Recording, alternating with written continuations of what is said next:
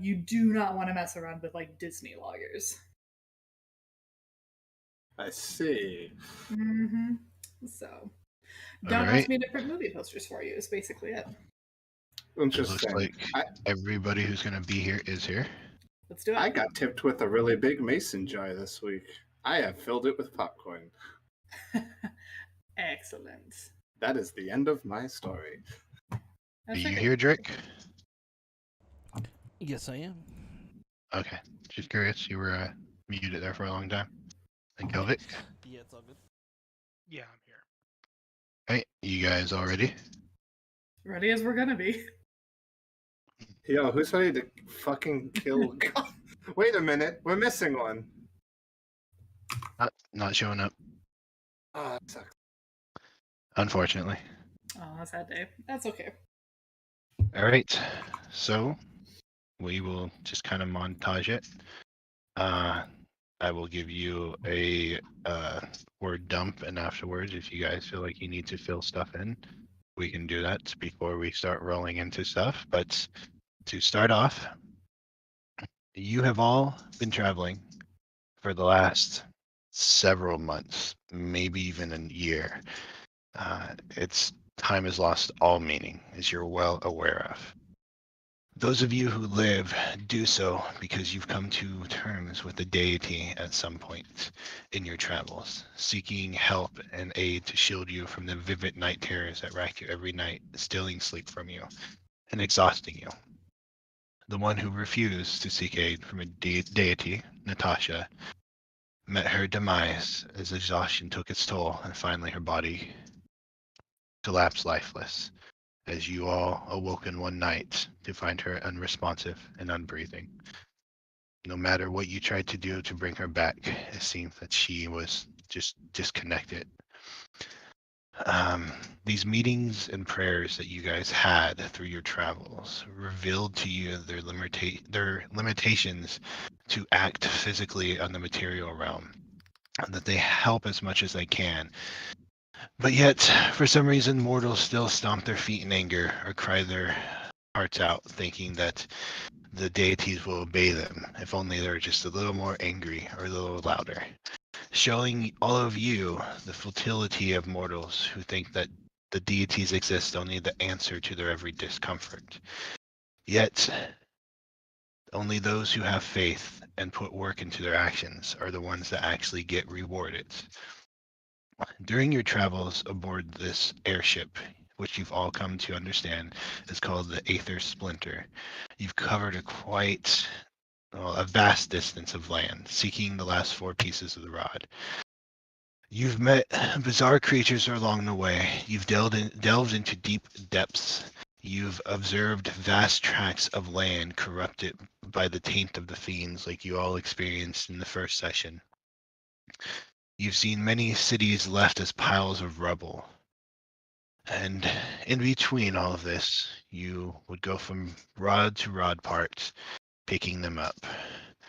Each time that you went into where these rods were located, you found just these old abandoned temples full of random creatures.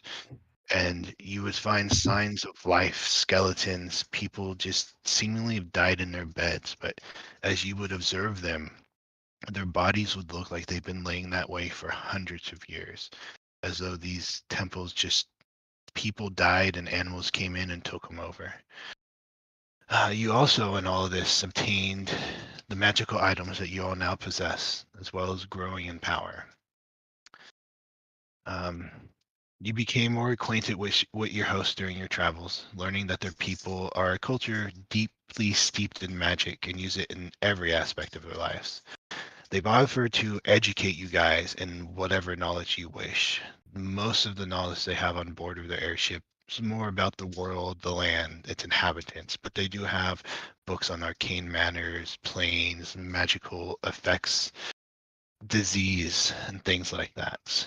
Through the study, you've not been able to find a cure for Valskar that's been growing larger. But during your travels, you did encounter a few more gateways like you closed in the first few sessions. And through experimentation, you realize that Val could open them. And every time she did, the darkness, the scar just seemed to grow darker and darker. But you could open them and step through them, and then step back out into the material realm. You also learned that if you left Val behind and traveled several hundred yards from her and fought with the fiends, that you were unable to see them. It was only with her by your side or within short range that the fiends actually had a physical form. But without her near you, they were actually strange translucent balls of energy. Going back to the rods, you guys collected the pieces, you did the rituals, you bound them together. Every single time you put a piece onto the rod, you would have an encounter with Apep.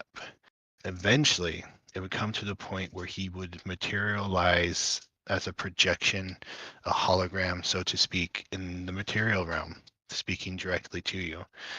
During these talks, you always found him insistent that he had nothing to do with this and that he was only trying to stop the world's suffering. Telling you that it was the gods who were doing this and that it was just something that was beyond your understanding. And it was only going to ensure the future suffering of the mortals and the loss and destruction of their lives if he was to be stopped. So they went on as normal, him insistent on that, and you guys very against what he would say. But it was during all of this travel, all of these moments, when you finally finished building the rod. And as soon as you put the last piece on, you all notice that Leo took the form of a humanoid with a hawk's head. And many of you recalled back to that metal being that you'd found in the cave who was the champion of his Loomis that had the holy symbol on his chest. Looked exactly like that picture. What this meant, you guys did not know. But you kind of came to a standstill where you didn't know where to go from here. Finally, you had the rod, but what to do? Until one night, Apep himself showed up and told you that he would be waiting in the temple of his Loomis in the Ivory Sea, and that you would find him inside of it. He warned you that a massive fiendish army would be waiting outside to stop you, and your only hope laid in your Sild and Tord. So you, with the help and aid of your airship friends, made your way to Tord. Arriving, you sought counsel with your Sild, who indeed was doing very well for himself. The rumors that his city was prospering despite all this held true, as you found he was in control of a massive army. He had goblins and ogres, elves and dwarfs, beholders, dragons, illithids, duergar, centaurs, lizard folk. You opened the monster manual, and they were most likely serving in his army. He also had his army of undead that was the spearhead of all their operations. And he was more than holding his own against the fiends. No matter what they threw at him, together they would destroy it. It was hard for you to convince your Sild to give you aid, but after a long and lengthy council, you finally agreed that he would send his army to clash with that of the fiends gathered in front of the temple of his Loomis. During this time, a few days before you set out, Val and Gabris would also wed and join in matrimony. Don't know if it would be holy or not, but joined they were. As their relationship Plus had 2 been, AC, baby. yep, Ooh, paladin levels. their relationship had been growing over your travels, and they became closer and closer. You all set out, following the army. Not too far away. It was a couple days trip. The size of the army seeming to be the thing that slowed you down the most. You watched as they clashed.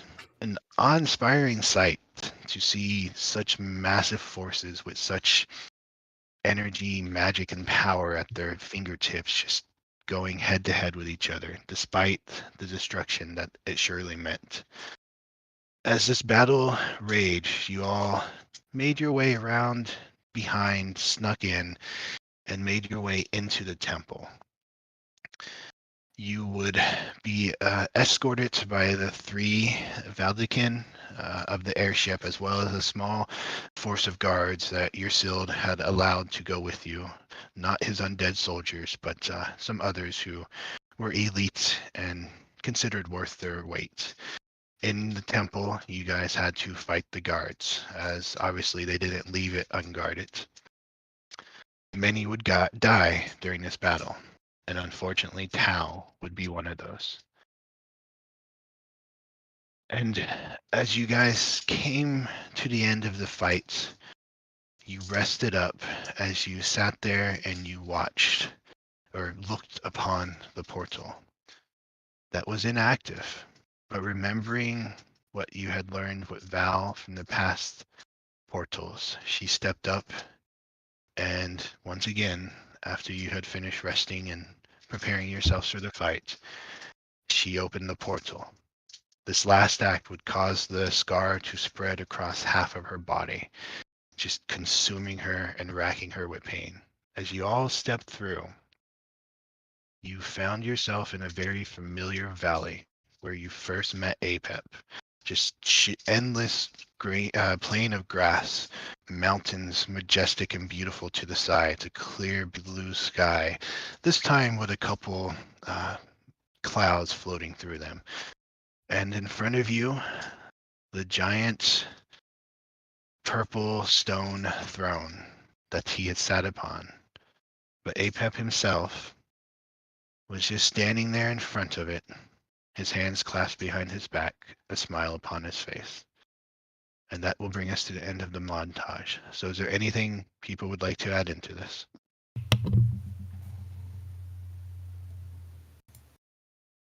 Nope, that sounds good to me. I think during the travels, Leo would start communing with his Loomis more and more through prayers. All right. You would have found that his Loomis would not respond to you. But if you prayed to others, like I believe you prayed to Ion? I prayed to Ion, the Stone Giants, and his Loomis is pretty much who I pray to. Anytime you prayed to his Loomis or the Stone Giants, you didn't get anything. But every time you prayed to Ion, you would have like a friend from your past come and talk to you about things. Okay. Basically my prayers will be turning into is just like, even though my prayers fall on like deaf ears from the other ones, I still continue to pray. So instead of his Loomis, I would be doing more towards Ion, since it seems like I'm getting a reaction to it, but I still do the other 2 or multiple, whatever. Because you said the Stone Giant ones pray to multiple ones. So correct. what I will do is the basics of my prayers before the fight would be like, use me as a weapon to cut down what's going on. Is how I'm kind of communing at this point. Bless me with your strength. It's pretty much use me as a tool to get rid of this. It's basically what I would be doing too. Yeah. All right. Anything else? You guys traveled for a long time. You would probably see Shadeen being a darker color than normal too, because of the gem. This dragon's crystal. I look like like a midnight sky, but I'm more black now since we're closer to him. That's Did really you cool. say gem or Jim? I'm a gem dragon, and I Okay, used to be like purpley all the time with like white spots in it, like a midnight sky. But I'm more dark and black. Okay, so we didn't have like a gem set up in the airship then. No. No gymnasiums, no like gym doing my pecs. Yeah. Yeah, I was like, what are you lifting over there? I lift my Drake because he's a large Drake now. He's a Yo, chunky man, I'm boy. fucking hard. Guys, this is supposed to can't- be a really intense end of the game thing. Yeah. I like literally use him as like a fucking kaleidoscope as the sun blade starts to get brighter and brighter throughout like, the adventure. I just kind of like shine it behind him and it just fucking refracts. Love it. Well, I don't think that like Val would ever like feel like super devout about things, even with like the levels that she's got in Paladin, because somebody here's a bad influence. Hello. Hello. But I think she'd be like just like more quiet. I don't think she'd be like very active about a whole lot of it. Here's the real question. It's I don't have faith in Ynir, but I have faith in Caprice's faith in you. I do believe that he believes, and that's enough for me, right? And fuck this time. That's good enough. It's gonna have to do. Yeah. It works enough for you to have lay on hands, so something's going right. I mean, she's got healing hands already too, so I mean, yeah, but more. it's true. It's true. True. No, I think that she just like otherwise like be kind of focused because like I'm sure that like the search for like some kind of a fix for her has been like fairly intense, and she's been trying to ignore it as much as she can. But I don't know that that's really entirely possible with how enthusiastic the party is. I will admit, Caprice has been keeping it to himself as he Best as he promised can. he would, but he's definitely kind of been looking more and more haggard about it. Yeah. So she's just trying to like stay focused on like what can we do? What's the thing we can do? So for Caprice, stress increases. I think stress increases for all of us. Yeah, Sounds but about this particular thing. Yeah. But otherwise, I don't think that there's anything like really specific. Just what's the next thing? Let's go. What's the next thing? Let's go. So. All right. Well, in that case, you find yourselves standing in this beautiful landscape. I mean, you guys have just seen awful stuff for the longest time. And for the first time, you know, the sun kissing your skin, the slight breeze. There's actually a slight sense, even if your character doesn't relax, but there's just a slight sense of relaxation as his Loomis is just standing there looking at all of you. What terrain is it? Just a giant open plain. Okay. You guys are probably 40 feet from him. And you said this Loomis, is you said? Loomis? Or sorry, not his Loomis, Apep. Oh yeah, I was gonna say, Caprice this was might straight up going to be change. like, "Hello, fellow bird-headed man. We vibin'."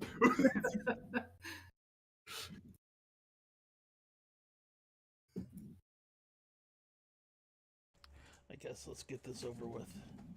Yeah. Yeah, I was about to break that awkward silence because we've just been staring at each other for like at least 5 minutes. Or I guess I don't know. She might be feeling kind of feisty. She might be like, "All right, are you ready to surrender?" No. I married that one. Or she is he just gonna like lose again? It seems like a lot of work to go through. He just shrugs and I have eternity.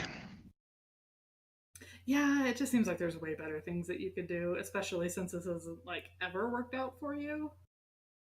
So Like, legitimately, do you have a number of how many times you've done this, or is it sort of just a thing that has been consistent through your eternity? I mean, time and space, not really a thing to me.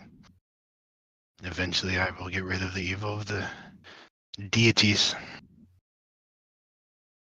okay, And well, would you like not kill this yourself time. because you're also a deity? He just smiles and the things that your mortal minds cannot perceive. It's a Perceive real this. conversation. Just straight shoots. Oh, okay. I guess we'll start.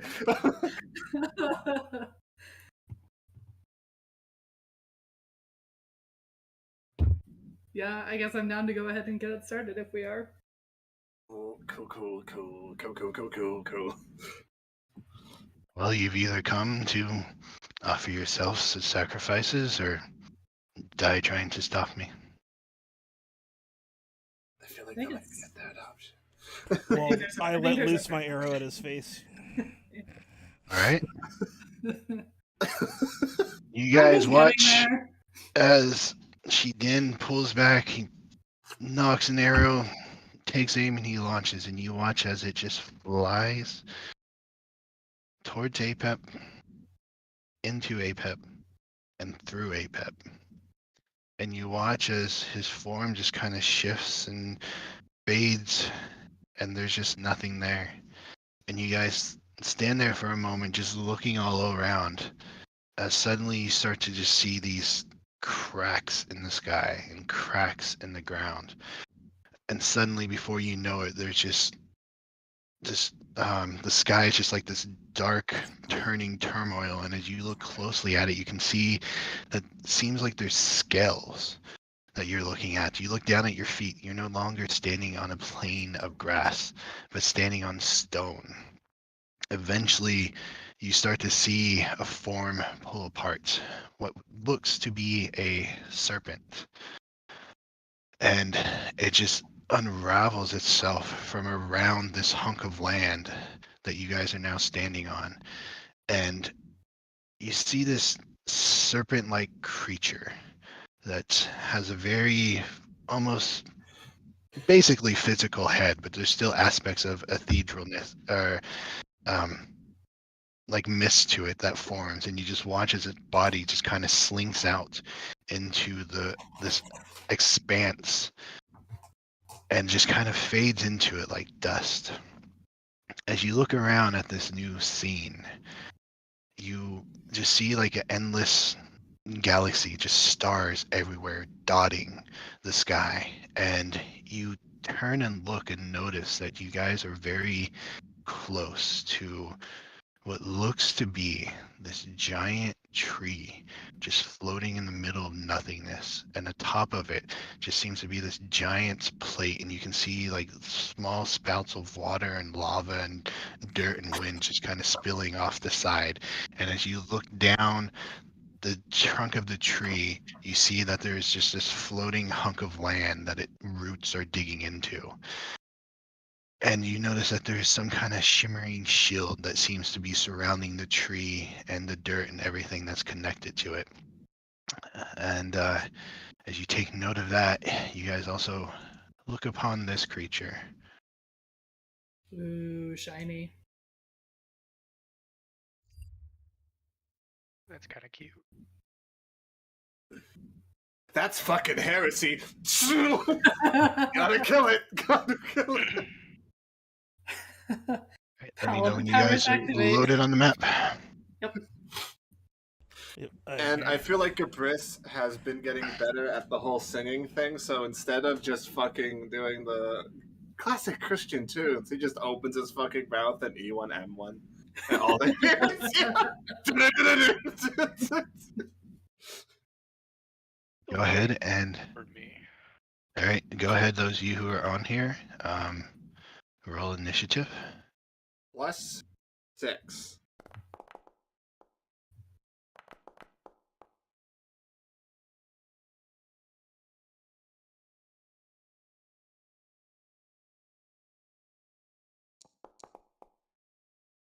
I'm gonna restart and see if this is if it fixes it.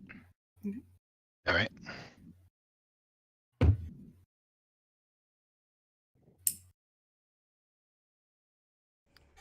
It's a beautiful place. This is kind of what my character would look like if he wasn't black now, or darker black. All right. Jesus Christ, it's a big monster. By the way, did we get our items, or am I... Because we're supposed to get random items or something. You need more time to make your list. Oh, well. I mean, I had... basically, it was the wish ring, cloak of feather thing, the cloak that would functionally give Gabrus wings, and that was pretty much it. But I understand if if it's like too late for that. Another thing, Soltic. How many charges does the Rod of Seven Parts have now? Same that I had. Charges never increase. What was the name of the cloak you wanted, Gabrus? Give me one moment.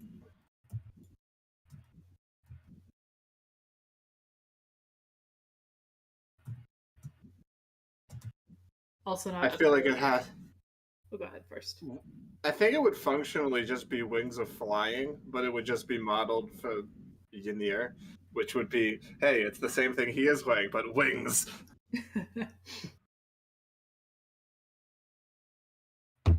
Now in your sheet. Dope. And then, do you know which one you had given Val? Because I don't see anything on here actually that I didn't add. Because we were supposed to get plus the armor and a weapon, right? Your magic, yes, and then the magical items. I was holding off on yours because I thought you were gonna wait till you figured your health out. Oh no. Either of those is fine. That's my bad. I'm sorry.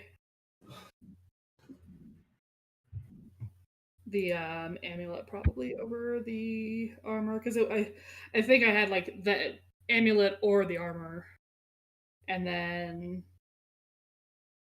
I don't remember what my middle one was, and then Oathbow I think was the last one. Amulet of health is what you have. Okay.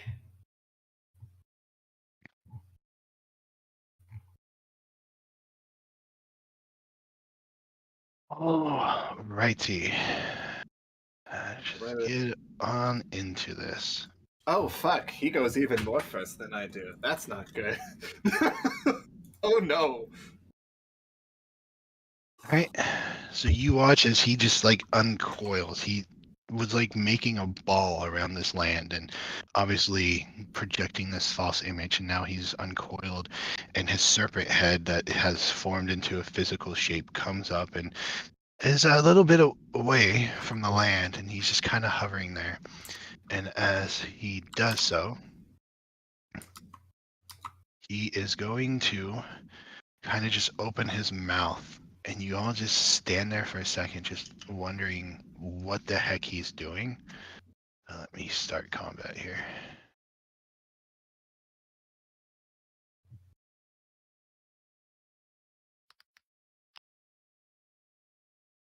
Why is that lagging out on me? Okay. You're wondering for a second what he's doing. He's just kind of mouth open wide, and all of a sudden you just start or you notice that stuff is just slowly starting to move toward him, and it's picking up speed, and then things just start flying into his mouth. I need all of you to give me a Constitution saving throw. Ooh. Fuck. Why? I'm better at these now. If it makes you feel better, you all have +3. 9 then. Woo! 21.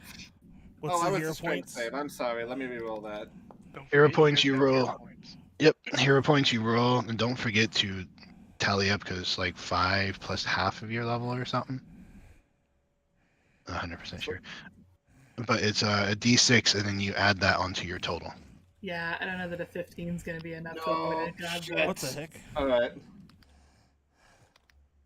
Most of you guys should have hero points in your inventory. That's an 18. Yes. My hero points is that's actually gone in my resources. And is it half her level too?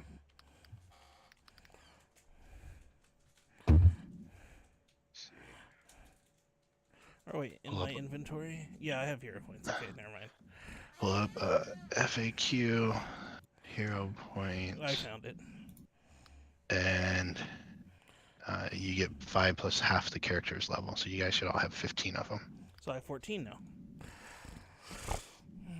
All right, all of you guys. What? I'm trying to look up for my drakes real quick too. All right. I will just measure stuff out. Yeah. 12. 12 is my total now. Nice. That's high rolling for the Godby. Sweats and Raven. Uh-huh. Sorry. Uh-huh. Hey, just let me know when you're done with your Drake there.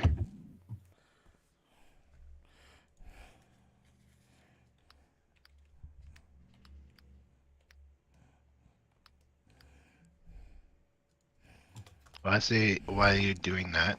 No, not what I want. He gets You all just get he gets a 17 then. 17? Okay. All of you get sucked up right into his face. Good. This is exactly where I want it to be. With a 24. Thanks. Jesus. With a 24. You will also all take 68 points of force damage Ooh, fun. as you're getting dragged up and stuff is just slamming into you. It occurs to me that I am the healer in this situation because Natasha isn't here anymore. 68. That's concerning. 68. All of you, even your Drake takes that. I'm gonna see here. I'm going to. What's the ability here? It's new, so I'm trying to find it now. Fine.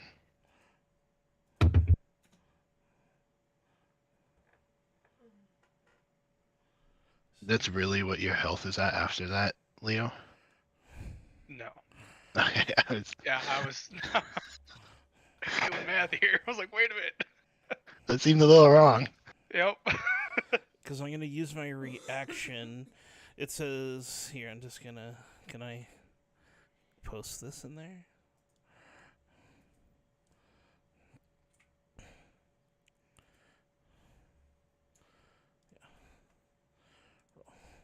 I'm gonna roll Be able to- this. I'm just gonna roll Okay. to see if it shows up. There we go. It's the reflective resistance. And I'll pick my Drake. And it's gonna be, resistance to force damage.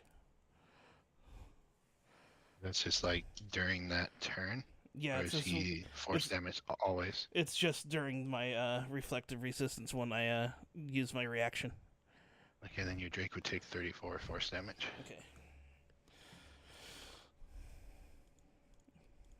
Yeah. And then He's at 105 health, so he's at 71. I'm trying to keep track of That- that too, since it won't let me change it on his character.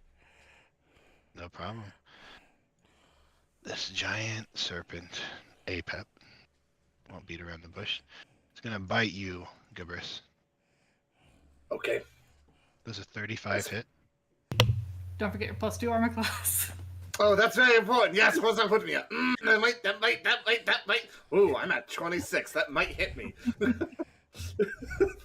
Might hit me. You will take 37 piercing damage. Minus 3. But yes, as if that fucking matters. Also, you will take 36 force damage as it bites into you.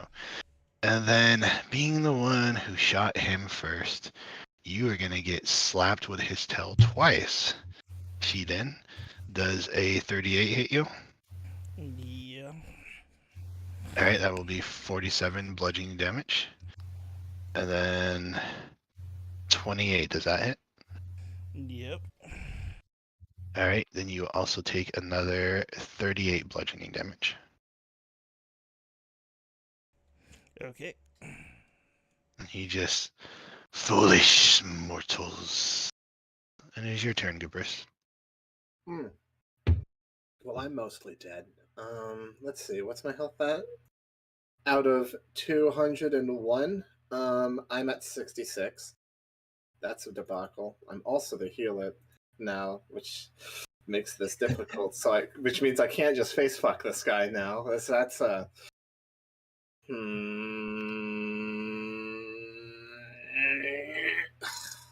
And he's floating out in the abyss like a dickhead. So if I fall, what an asshole!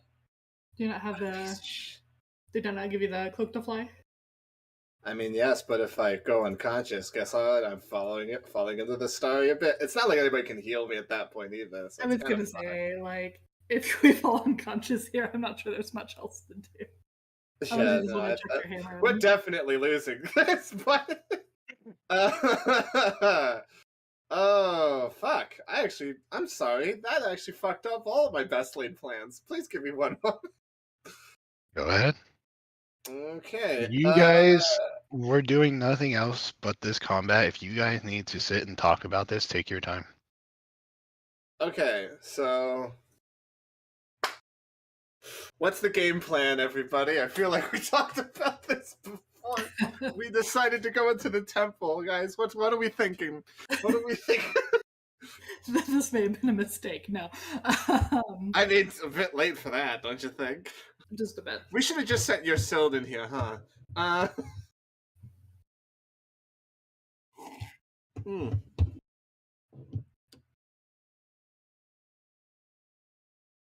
Nothing? Alright, well, fuck Yeah, it. since I'm looking I to see mean, we're fighting a god.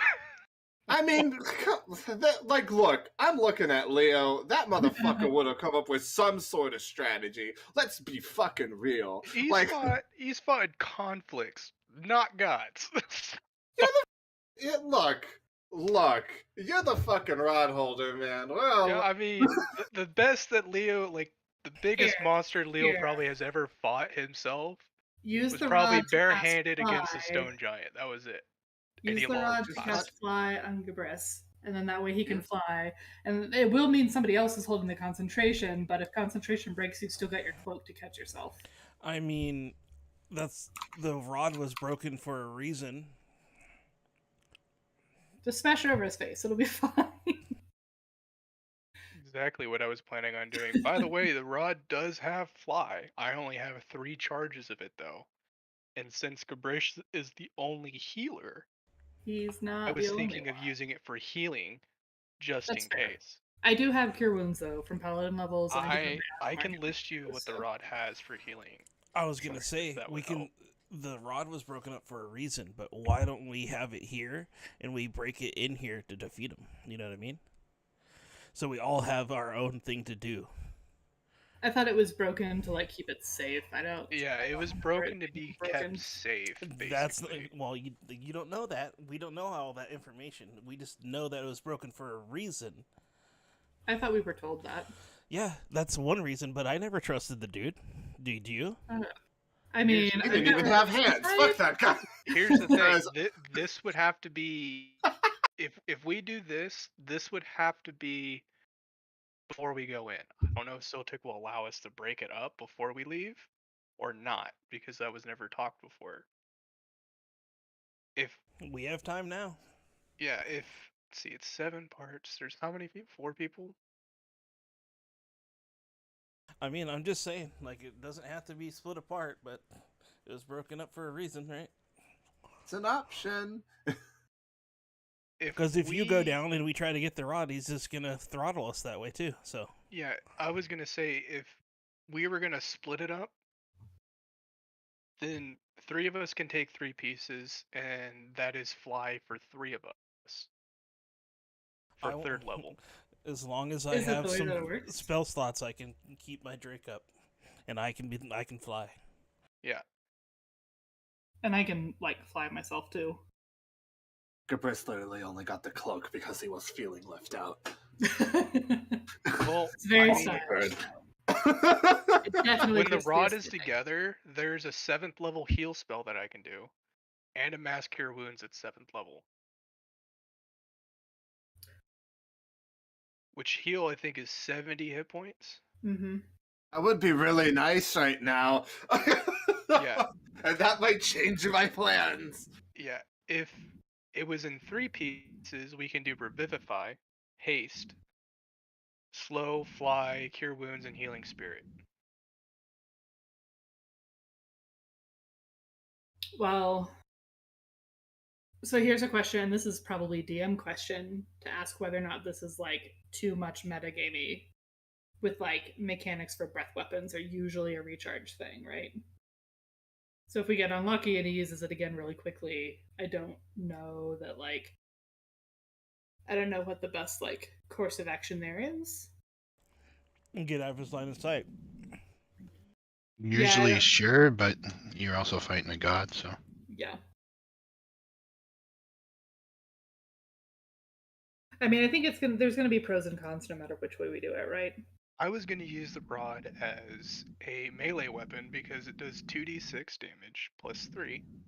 And on a hit, it does an extra 1d or 2d12 radiant damage. Check that real quick. Yeah.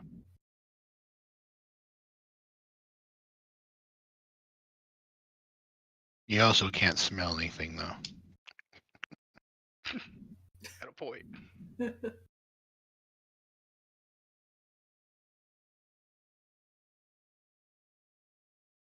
And let's see. The mass cure at 7th level is how many dice of healing for everybody? Let me Google.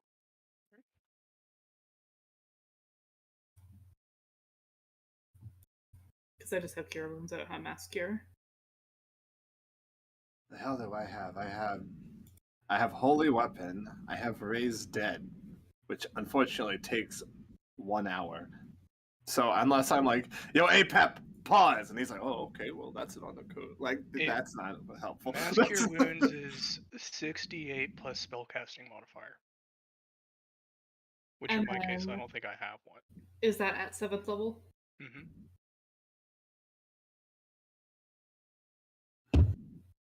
So 6 times 4, that'd be about 24, 25 on average. Points of healing for everybody. Alternate choice. I just noticed something, and that was that Gabris has Find Greater Steam. Sotek, can we say that he casted this beforehand? To Well, you just went be through- able to. Oh, and now he's muted. Hello? Before you went into the portal? Yeah, like at some point when he got the spell, he would have replaced the hoist probably with a griffin because Big Raven Griffin is cool. Facts. Could be helpful, and I don't need to burn a spell slot in order to summon it. So Sure, that's fine. cool. Nope. Yeah, but wouldn't it have got hit with the blast too, though? True. Does not need. Here's the thing. Let me just. I don't need to like bring. It doesn't work the same way as like a ranger thing works. It's kind of like I'm like. Let's see, because I remember I can literally just summon it, and it's just there. When I give me one moment to properly explain it because I'm stupid right now.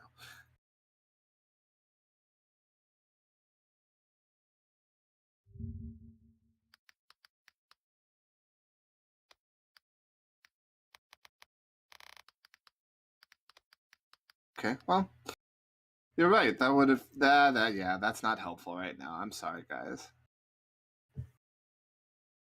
Don't even worry about it. Is Apep within reach of any of us? Or is he not 15 feet away? I could throw a spear at him, but Or then I 10. miss the spear. No, it's from your token, but he's 15 feet away from you. What about this island here? That island's where it's at? Same level? Yep. Everything's even, so is he. I mean, his body snakes off into the astral sea, but his head's even with the ground. And is there any information that did we see these drawings on the floor? And then when you first appeared and you were kind of taking in the scenery real quick before the fight started, you would have seen them. What they are, you have no idea. Who knows? Maybe the feathers will work on it. I don't. Just yeeted at it.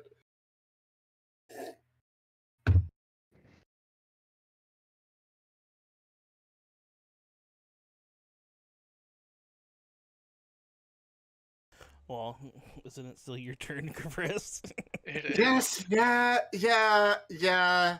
And it's not gotten any better. The situation over on my end has not gotten any better.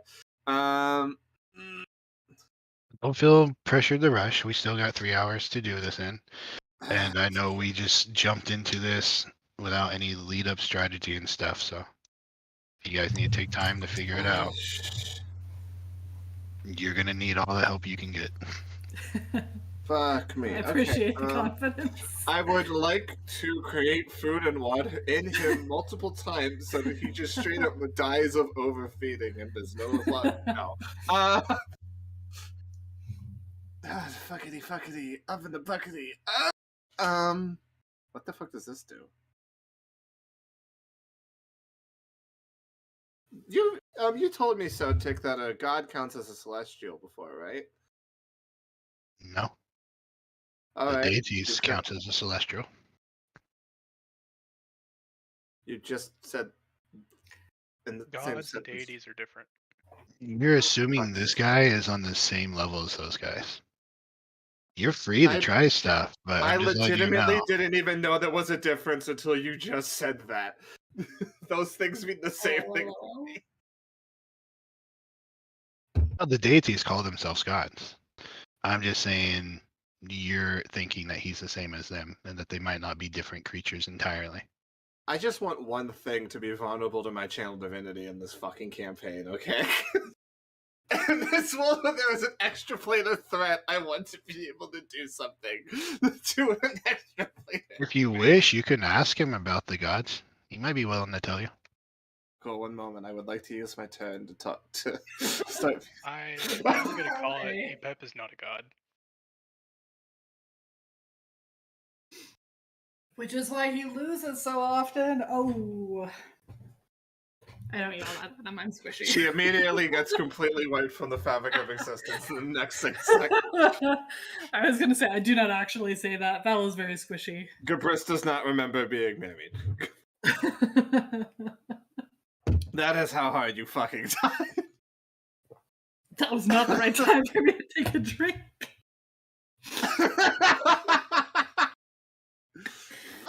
Okay. Here's the real question. How far does the fucking channel divinity go? Because I haven't used it because it didn't affect the fucking fiends for whatever reason. Because I guess they're not fiends. I don't know. Da da da da da da da. You would have learned in your travel when you guys separated from Val and you fought the fiends and they were beings of energy, that they weren't physical and that they weren't what you see. And the only reason you see them in physical forms is for some reason when Val was around. Curious. But for whatever reason, they didn't count as fiend, aberration, celestial, fae, or elemental. Mm-hmm. Well, I guess they're just bullshit. Kill them anyway.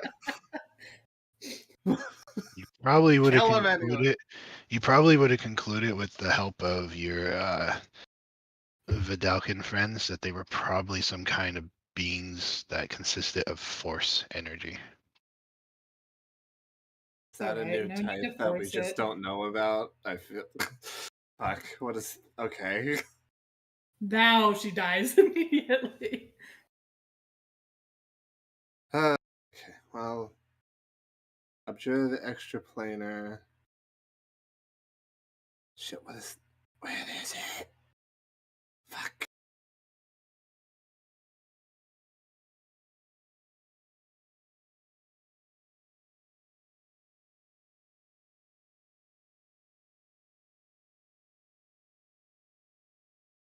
You know, why not? I'm gonna tell it to him. I'm going to. Is this a bonus action or is this a whole fucking action? Cool. I'm gonna use my. This is a dumb idea. I'm gonna use my bonus action to heal myself 25 hit points because I don't think that's going to do much all in all. But you know. And I'm going to use my action to channel divinity at the god being, and just with all of like the echoing divinity, just you hear fuck, like here's the sand guardian, guardian of the sand. Poseidon quivers before him. Fucker. Accented by cause, and I'm guessing. Okay, we'll see if it works.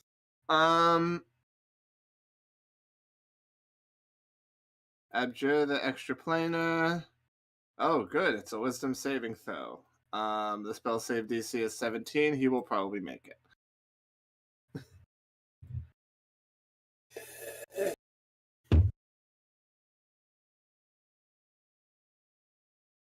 All right, you want to post it in chat?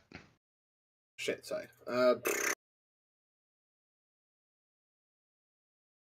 do I do the post? Did I do it? No, I didn't.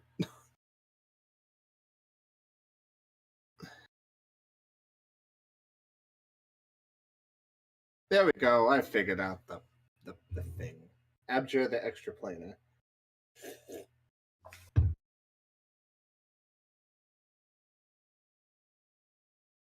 All right. You hold out your holy symbol, however you do it, and Throw a feather at him. you throw your feather at him, and it just seems like you can see out here the energy that you would think would be divine deity energy radiating from you as you cast this, almost like a shockwave just kind of rippling through the air. You watch it kind of hit him and just keep on rolling by and dissipate into the astral sea, into nothingness, and he seems unaffected by it. Cool. Anyway, next move. Anybody would like to try something? All right, well, that's the end of your turn. That's an action and a bonus action. Are you gonna stand at the edge of the ground? I'm not terribly worried. Just confirming. All right, well, layer action, because this is one of those fights. Everything. Let's see. So, kind of where Val is, you guys watch as the debris and rocks and dust and stuff's in here just kind of starts swirling and swirling. And all of a sudden, just kind of like this energy mixed into it, this purple haze like you see out in the distant astral sea, creating this whirlwind of abrasive dust around all of you. And I will need a dexterity saving throw. Play.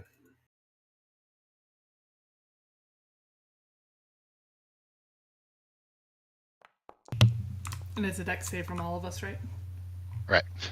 Okay. Every single one. I feel like this is about. I feel the same way I felt right before Arvio ate shit. So that's. Just getting all of these out of the way at the beginning. I still have evasion though, so I should take half. Right? You guys still have hero points too. Yeah, but that's not going to save me from a natural one. I only count critical fails for weapon attacks. Right, but like that's still gonna like at most put me at 16. I'm pretty sure I'm his sure save like is the gonna be save at is like 16. 30 too. So like yeah, okay. Right, well, Are we getting a bonus, Goobers, too? Yeah, Yep. you're getting like a +3. Okay, 27. all of you are standing there. I will need one for the Drake too, as this abrasive dust is just kind of whirling around you guys, and it's hitting you. It's kind of tearing up your armor, not doing much effect.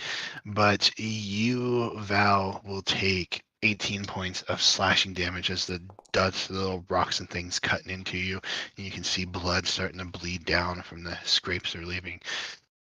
And this whirlwind, you guys can physically see.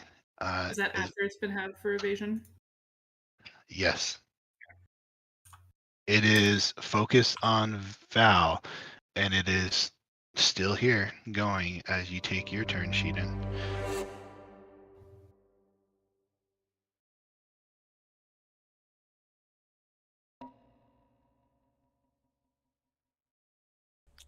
Okay. I have too many things open on my screen. Alright.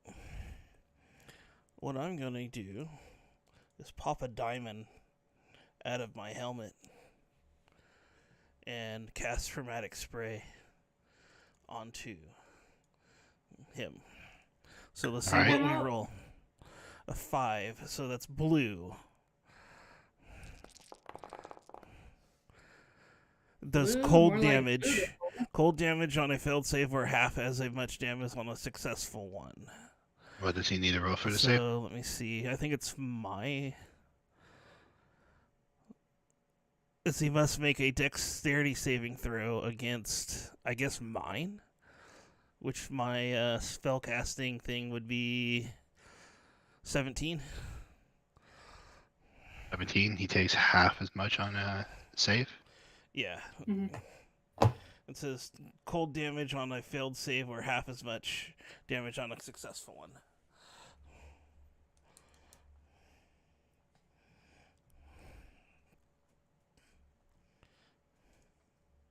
Barely injured. It's fine. It's fine, you guys. It's gonna be fine. Right. You watch as this sprays out, and he kind of shifts his head, moving to the side, and you can see the tendrils, his body that kind of tendrils out into this black mist, kind of trying to dodge out of the way. It does hit him, and you notice, having used this before, as you guys were, well, I guess you haven't used this before because it takes it away. It hits him and deals damage. You swear it should have done more, even with him dodging out of the way.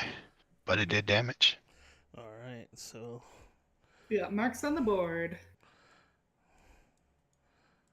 At the end of your turn? No, is that only one? Use the set to helmet. Can I, it's as using an action, can I still attack him after I use this? Can use it as an action to cast one of the following spells. If you use the action to do it, you can't attack afterwards. Okay, it's Yeah, a save unless you DC got a of bonus action 18. thing. It's actually 18 on the helm. Sorry, I thought it was off Alright. of mine, but it's 18 off the That's helm. no problem, but Okay. it's still been the same outcome. Well, I'm gonna hop on my Drake and fly away. Alright, you move at half speed. Okay. So the Drake That thing can he move did- 40. That thing he did that was drawing you towards him seems to have some effect still, where it's hard for you to move away. Right here. Mm-hmm. Like if I Alright. have this lingering slow. And is that your turn? Yeah, I think that's all I can do. Alright.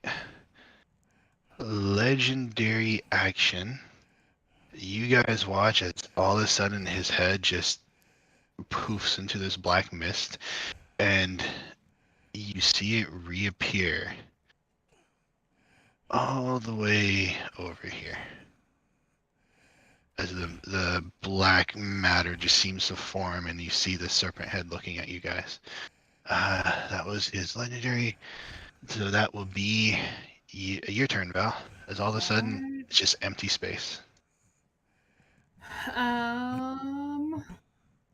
I will use my bonus action to dish out as much damage as we can here. So we are gonna pop some wings out, Oops. and I'm gonna. I think it's bonus action. Hey, yo, Okay, get so back. It's not your fucking turn yet. I know this is a god I battle. was trying but to. I you was can't- doing the measuring. It You wasn't cannot working. cheat. I am keeping the order. You get the fuck back. Anyway, Sorry. that's fine. And are we still half speed for right now?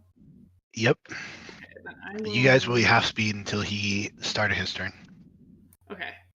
I'm going to move Oh, Sorry about that. Go ahead. here.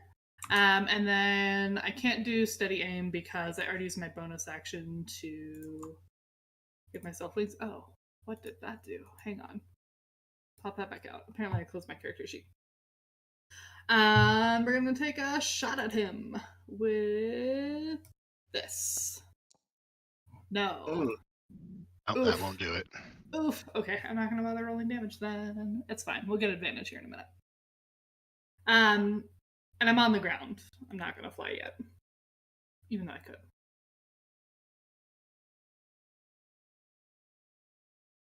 All right. But yeah, that's action, bonus action, some movement, so that's gonna be my turn. All right. At the end of your turn, Another legendary reaction. Seeing as you guys are starting to split up. Each person 20 foot. So, sorry, let me get my measuring tool out. Yeah, that works Yeah, right I there. was gonna say he'd still be able to hit the three of us. All right, I need the three of you to give me. Which three? You're included, don't worry. The ones I was just measuring, but Leo, Gabris, and Val. Intelligence saving throw. Hmm. Alright. +3 is 30. 16. Well, It is all pretty right. intense. I will roll a d6 for this one because I'm at 23 with the aura. Am I within your aura range? Is it 10 feet or 15? It's 30 because oh, yeah. Paladin. Level 20. Yeah. Okay, so I'd be at 23 plus 5, 28. Cool. Fuck that. I got a 16 because that's gonna work. I'm a salt mine right now. Sorry, give me a second.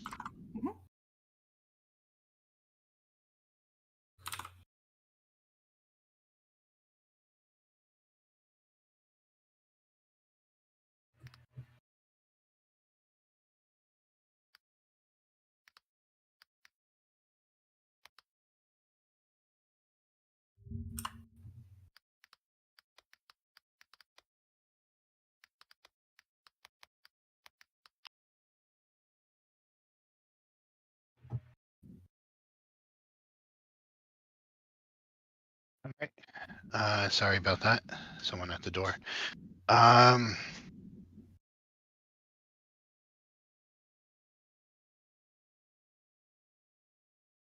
to see intelligence saving throw. What was your total, Val? 28. 28. Plus 3 from the Paladin aura, plus 5 from a hero point. Yeah. And then 27. 30. 30 from you. Okay, and then 13 from 16 from Gabris. Mm-hmm. Alrighty. So Val and Leo, you two are going to take 14 points of. Sorry, having to find everything. I got all distracted with the door. Psychic damage.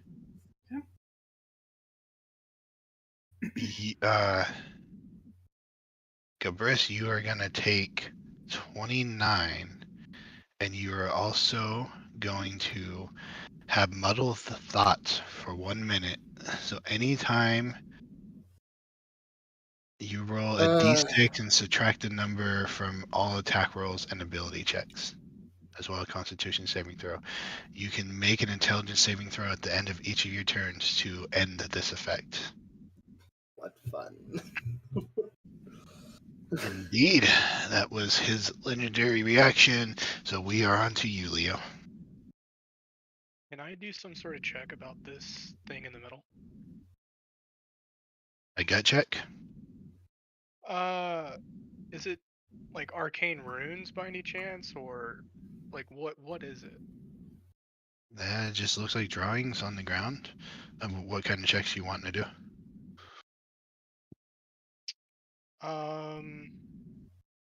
Let's do a gut check. All right, go ahead and give me your wisdom check.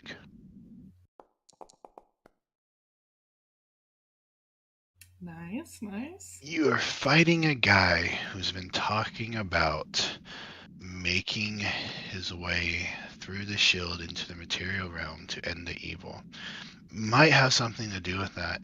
And the 3 circles around it probably has something to do with the sacrifices he mentioned in the beginning.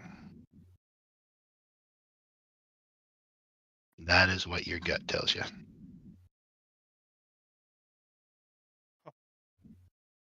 Great. Let's not all die here. All right. Concept. Otherwise, you probably think it's safe to like step on or move across. It just seems to be drawing on the ground. Can I use my turn to see if this ritual can be disrupted if I like disturb the drawing in the middle? If you want to, I mean, you're looking at it's not like chalk or something drawing. It's just like there's marks on the ground. I mean, Yeah, I was But gonna if ask, what you if is I it want take to, a big ass sword and just start carving my own shit? yeah, if you want to spend your action to do an Arcana check to try to discern this, you can. Okay. But that will be your action. Yeah, to I'm like gonna discern it move. or to disturb it? Discern it. Yeah, I'm gonna Because move. you want to see, like, if you can tell anything else about it, right? Like, if you can mess with it. Yeah. And if you want to try hacking into it as your turn instead, you can do that as well. What I'm gonna try doing. I'm just gonna get information is what I'm doing. So I'm gonna move there. I mean, technically, you could do both with action six. You don't have to choose. Oh, I know. I have 2 action surges, so. I know how fighters work. Yeah, let's just go ahead and roll. I do get a. Oh, don't need the advantage. Nice. I'm glad to see somebody's making up for my rolls. 22, you're kind of looking over this. You're noticing like the scratch marks across the ground from when he did that thing that sucked you towards him, and like stones were tumbling and carving up the ground as they went across. And it seems undisturbed, and it seems that whatever magic is here is holding and protecting this. And you do not know of any way, even in all your runic studies of how to mess with runes, to mess with something like this. As you kind of look at it, it seems above anything you've seen before.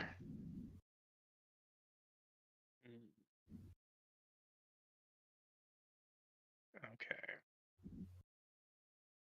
That was my action. I'm gonna bonus action invoke my Hill Giant rune to give me All right. resistance to bludgeoning, piercing, and slashing damage for 1 minute. All right, this ain't the one that changes your side. Say again? I said that it's not the one that changes your size, correct? No, that's another bonus action, which I was gonna save. Okay, just making sure if I need to change your token or not. No. All right, so is that your turn? Yeah, that would be my turn. All right, brings us back to the top of the round. Gotta do something first. All right.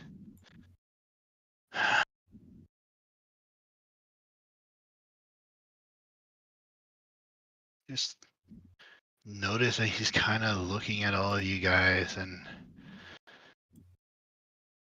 shake of the head, giant serpentine-like head. And let's see, is that 40? Is that 40? Yeah, you guys are all within that. I need dexterity saving throws from everybody. All right. Great. Also, if any of these kind of spells, let me know because I do have my mantle of spell resistance. This is a spell. Okay. If it is. Wait, it's a spell. How far away is he? 60 feet. That's enough. I would like to cast Counterspell at 5th level. Alrighty, you want to put your counterspell in the chat? Uh-huh. Trying to figure out what danger since 3rd level. 2nd, never mind.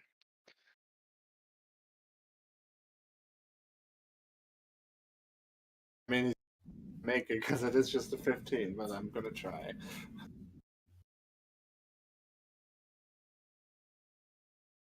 Oh, if he's casting it with a 5th level spell slot or lower, then it should auto win. Yeah. That's the idea. Fingers crossed. Val believes in you. All right. So what does he have to roll? He makes it. No, that was Shadin. Oh. If he's using a spell slot that is 5th level or lower, it automatically fails. I know. What does he have to roll to? I'm just If it filling. is the spellcasting ability.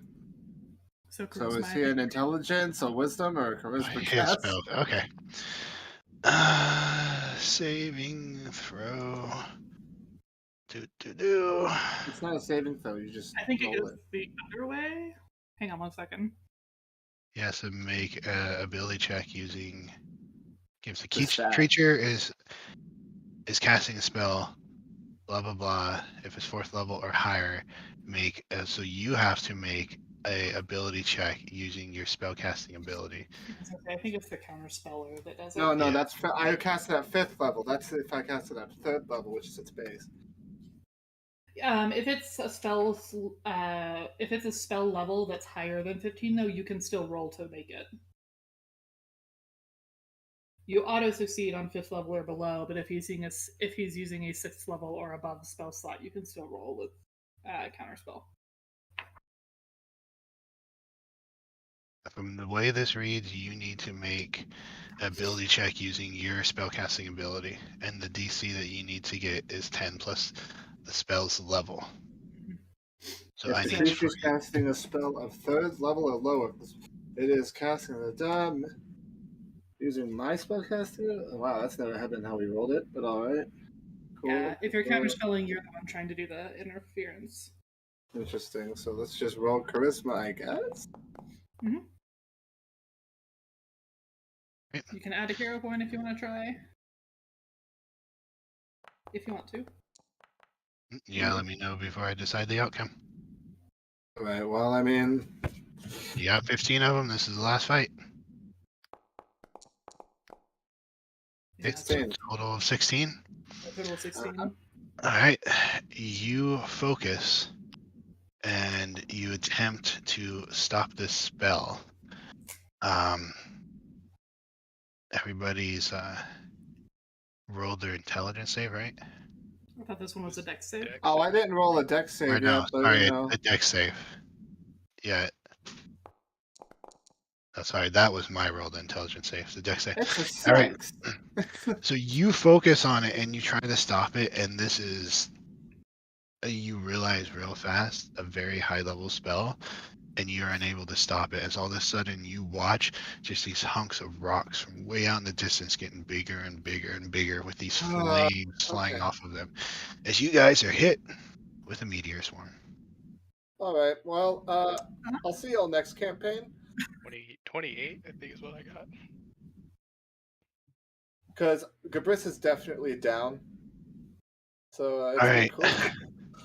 So the saving throw you all needed to make was a dexterity saving throw 27. Who made that or higher? If I I'm did. inside of Gabris's aura, then I move that.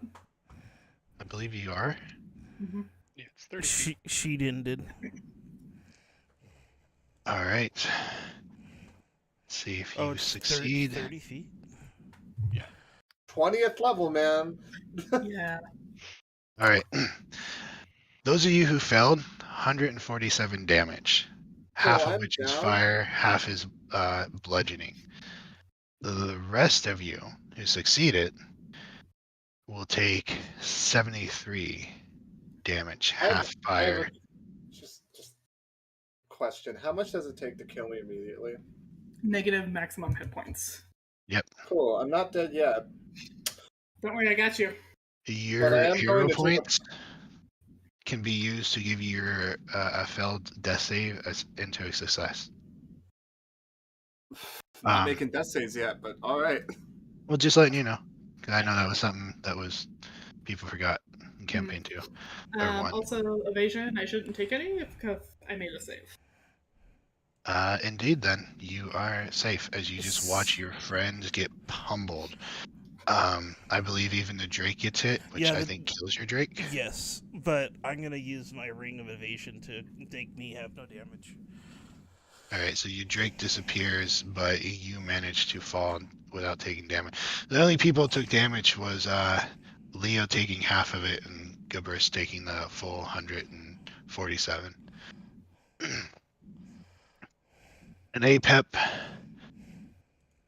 kind of looks over all of you and says, "Do you wish to continue this foolishness? Or shall we talk?" And I need a death saving throw from you, Gabrus. We've been rolling great today.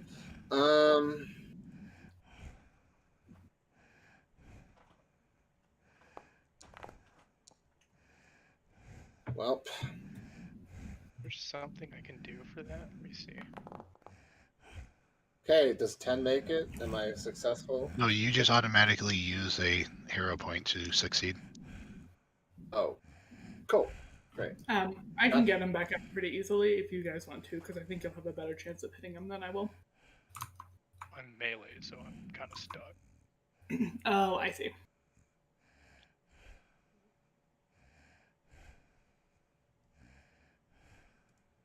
Right. Layer actions. You guys notice as all of a sudden there's just this strong, the whirlwind that was going on dissipates, but now all of a sudden you're just getting pulled down towards this chunk of rock as though the gravity just increased and is trying to crush you. You guys don't take damage from it, but until the layer action happens again, the terrain is difficult terrain. Sheedan, it is your turn. After Apep just asked you if you wish to stop and talk about things. What do you wish to do? I wish to cast Freedom of Movement on myself. Alright. Also, these are ledges, like down here and over here, that you could potentially hide behind. Just letting you guys know those are raised in elevation, a good like 15 feet. And That's cute. What? Oh, the 15 feet ledges. Oh yeah.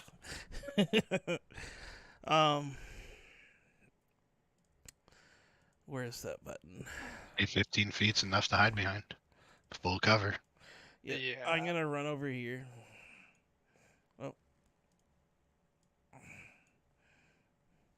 And drop a potion of supreme healing into my buddy's mouth. And that should have rolled. Or it didn't. I think it's lagging. Yeah. It says it used it, but it hasn't shown up yet.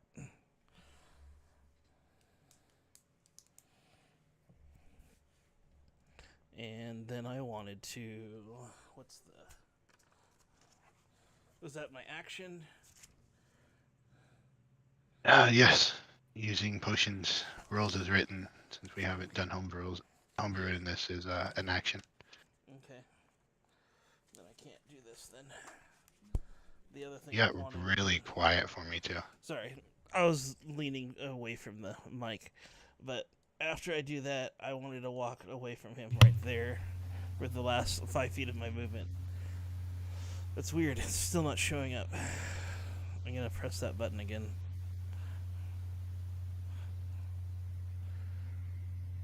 It just has no more uses. Okay. Well, what is the Ynir says, nah, this one dies. I'll just roll it. Yeah, just type it out. D10.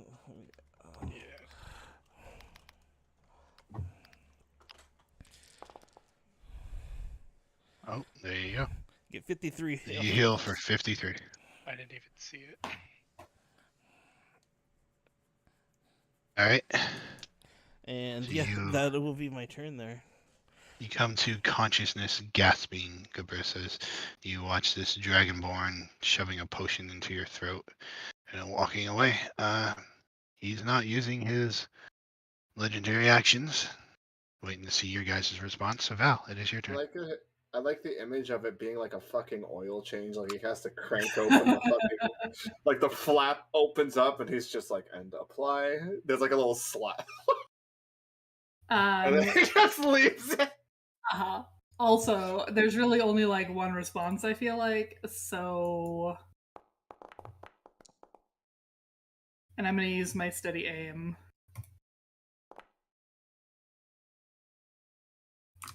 To give myself advantage. Does a 30 hit his armor class?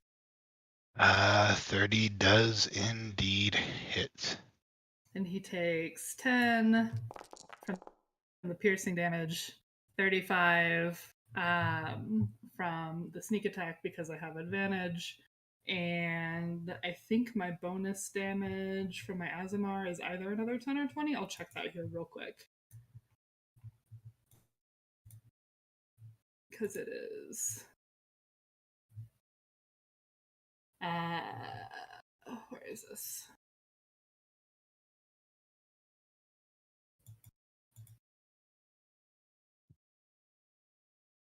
The extra radiant damage equals your level, so 45, so a total of 65 damage to him.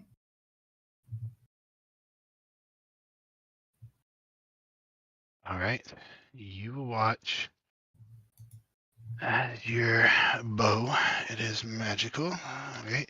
So you watch as your arrow just kind of goes through him, and you do see that it's pulling like essence behind it, but it just seems like didn't do as much as you thought or hoped it would. Even with as it goes through, you kind of like watches.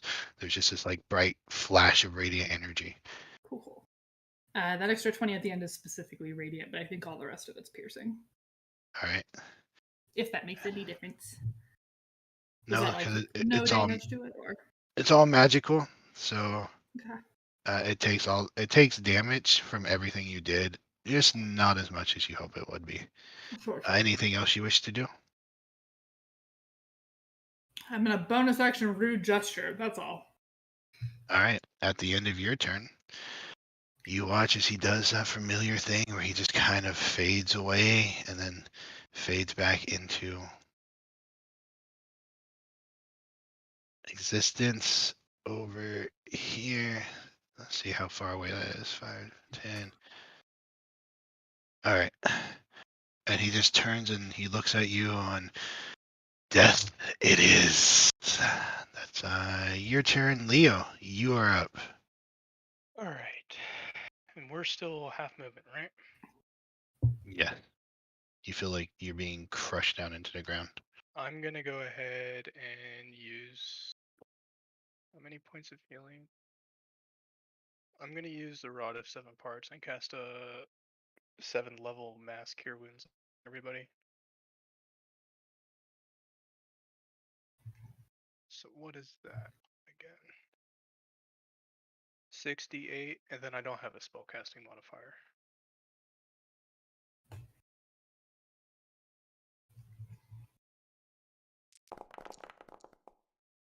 I was gonna say, I think for fighters, you're assumed to have intelligence because that's what the Eldritch Knight uses.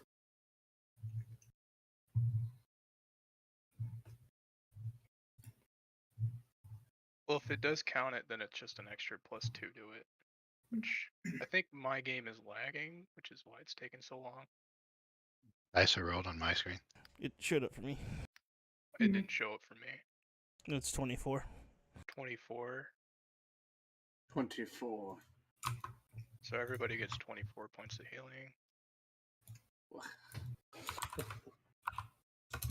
There it is. Is this what Val feels like? Yeah. I'll make a rude gesture at you too. Val, I'm fucking dying. That's not gonna stop her. Val, please. It's a free action. I'll give rude gestures to everybody. For fuck's sake. I will get here.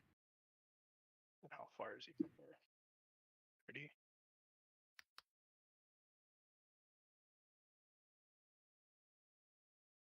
Oh, okay. He keeps moving around like a damn snake, so I can't really get to him. If I go right there, would I be able to hit him? Do you have movement to get over there? I'm gonna use my dash action.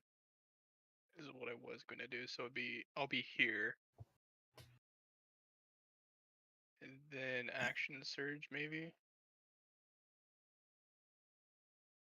Jesus Christ! I'm just gonna stay where It I'm takes at. action from you to use the rod. Oh, that's right. That's right. You're right. I still do it.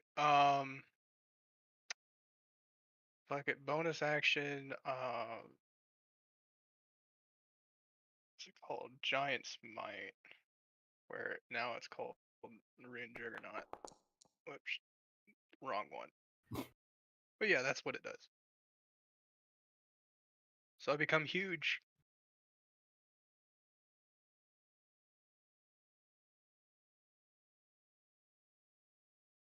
Right? Despite your token looking like it does, you are still the half-human with the hawk head. Yep. Resemblance of his Loomis. Yep. I'm about to go grapple this bitch. Heck and do it. Oh, that's my turn. There's Alrighty. nothing else I can really do. End of your turn. Legendary action. It is going to bite you. Which one? Sorry, I was just making sure. Yes, he's going to bite you, Val. Okay, he's gonna try 21 AC. And he will actually miss as he just kind of Hey. takes a chunk into the ground. But then it becomes his turn. And +2 AC for the win. Well, I give a thumbs up, and then I flip you off. As a free action, fuck you too. I need from everybody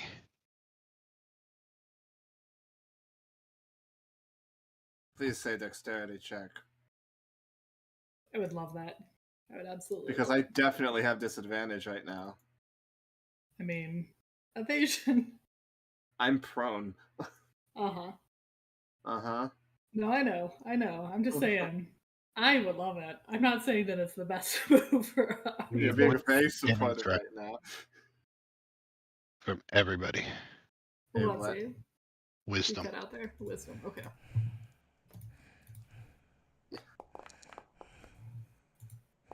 Whatever. I'm so done. Just fucking kill me. For you, I can't roll Sheedan, above a 10. it's 24. Yeah. It's All right. 24. Hey, this is what you guys all sticking with? Hang on. Think somebody didn't roll?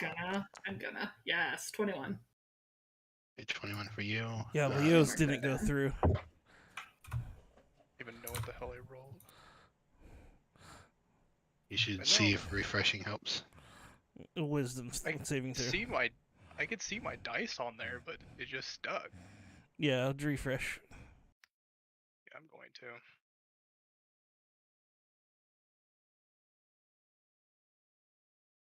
Well, Gabris, Val, Sheedan, you guys are now frightened. Good No, I'm news. not. Paladin. Actually, fuck, I think I have a feature that says actually fuck that. Yeah, I was gonna say I think it's anybody in your aura because your aura is extended. You Yeah, can't be and I frightened. am the aura. I'm Hey. gonna pull it up. Let me check. I gotta do what a wisdom. Yes. I'm gonna re-roll that with my Indomitable. Sit tight if you're within 30 feet of Gabris on the reroll. Alright, I'll wait. Because I'm pretty sure. I don't know that I have it yet, but I'm pretty sure it's a 20th level paladin thing. It's a 20 level paladin thing. Yeah, Aura of Courage. Friendly creatures within 30 feet of me cannot be frightened while they are conscious. Good thing you came back up in consciousness. All right. You guys feel as just this fearful presence tries to radiate throughout all of you. And then there's just kind of like this black raven feathery presence that also comes and takes its place that comforts you and shields you from that fearful effect. But it is going to bite you once, Val, and swing its tail at you twice. 29, 26, and a 35 to hit. Fine, I'll allow it. Hold on. And what was the numbers again? 25 was the lowest. 25. Okay. I think I can do something here. Hold on. I'm at 21.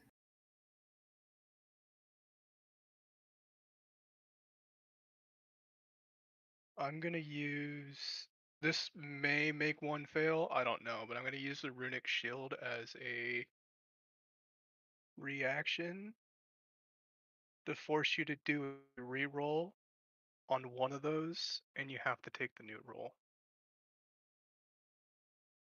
All I'm right. gonna be so So sad if it this crits, is what but it go is, ahead. basically.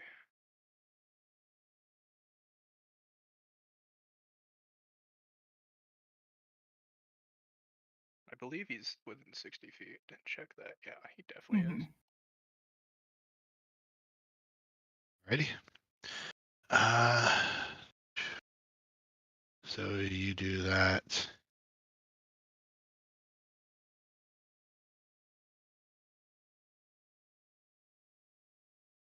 Sorry, just looking at this. So it's still gonna hit. You are going to take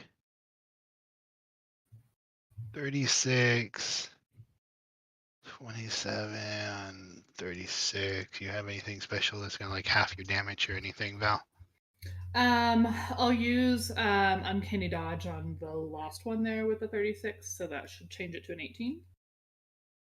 Alrighty. So then that is going to be a total of 81, I think.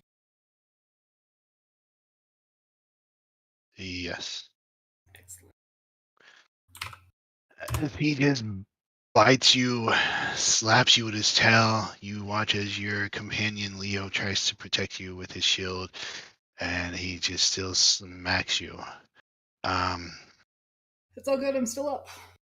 Go ahead, because it is time to take break, and I need to really use the bathroom. So we'll go ahead and take a fast 10-minute break right here. Sure. All right. Hey, Dirk, I got a question for you.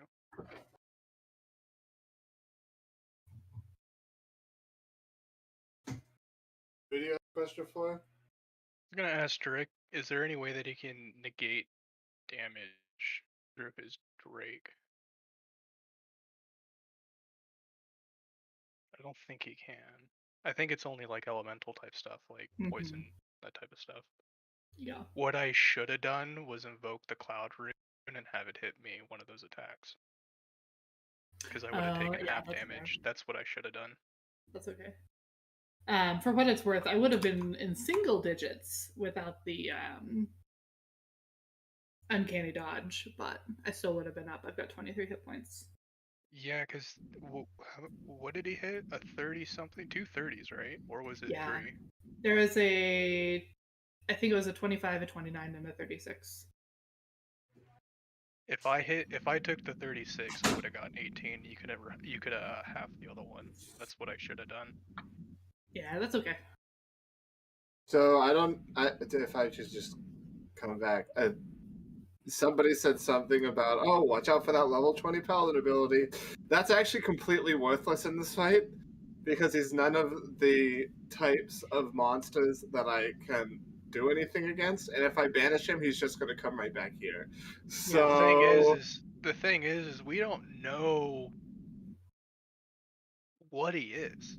That's the thing. It's not celestial element. Like if we're just fighting a giant monstrosity, I just chose the wrong class, man. I just chose the wrong subclass. Like I'm actually like every one of my abilities is just well, fuck it. I can't get close enough to hit him. That's my problem. Yeah, he's super. I'm like actually worthless. Don't spend your healing on me. Yeah, I think the only way that like and I don't know if this is a thing that we want to do, but if you wanted to fly with your cape and get hasted with the rod, you might be able to keep up with them. Yeah, like that's like the best I got because my healing doesn't have range either. Mhm. I'm trying to stay within a certain distance from everybody so I can get at least the healings out on top of like damage reduction if I can. But Yeah. this guy is just doing nothing but saving throws, so we're kind of stuck. I will say I am happy I went with some feats that are the wisdom and intellect. I think what was it, resilience? Yeah. So I have the proficiency bonuses with them on the saves. Yeah.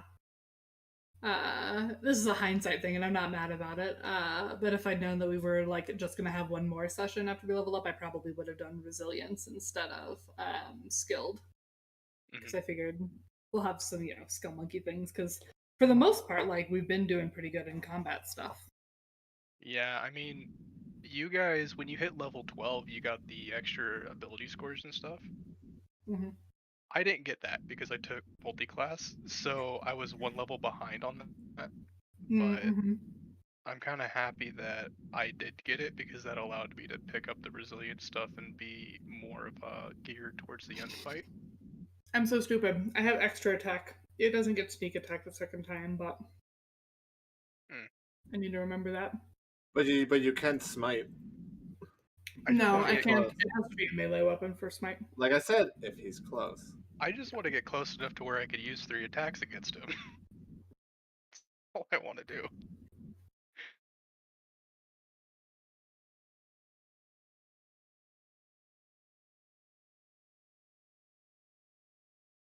And I did look it up, Soltic, since you are back. Because I'm huge, the minimum requirement for that is 15 feet. If I do a running long jump, I could go 20 feet. Yeah, all you guys can make these jumps. They're not Yeah. that far. Except like the stuff that's way out in the upper right. Mhm. That stuff would be a little harder to navigate.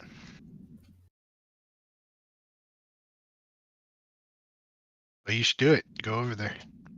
About it, damn it.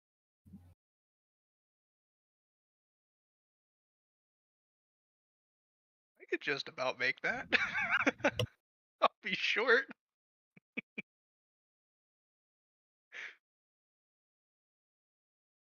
I can make that.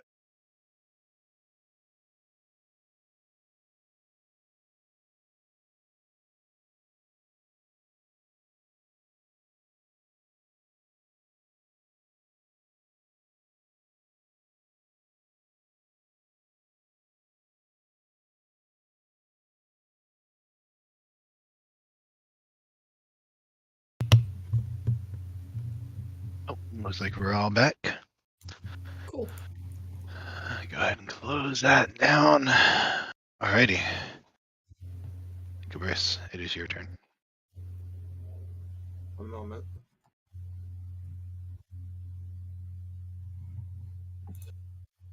I suppose it is. Here's the real question.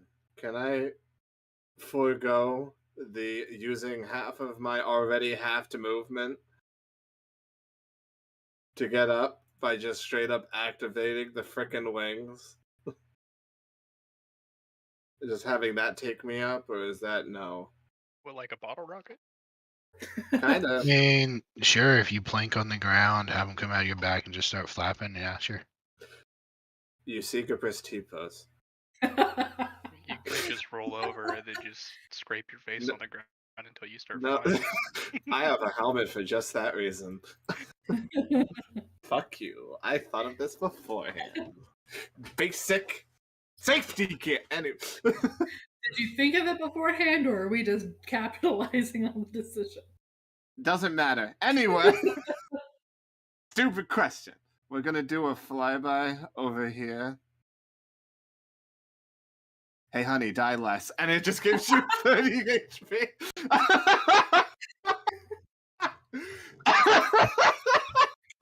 We just hear scraping sound going there.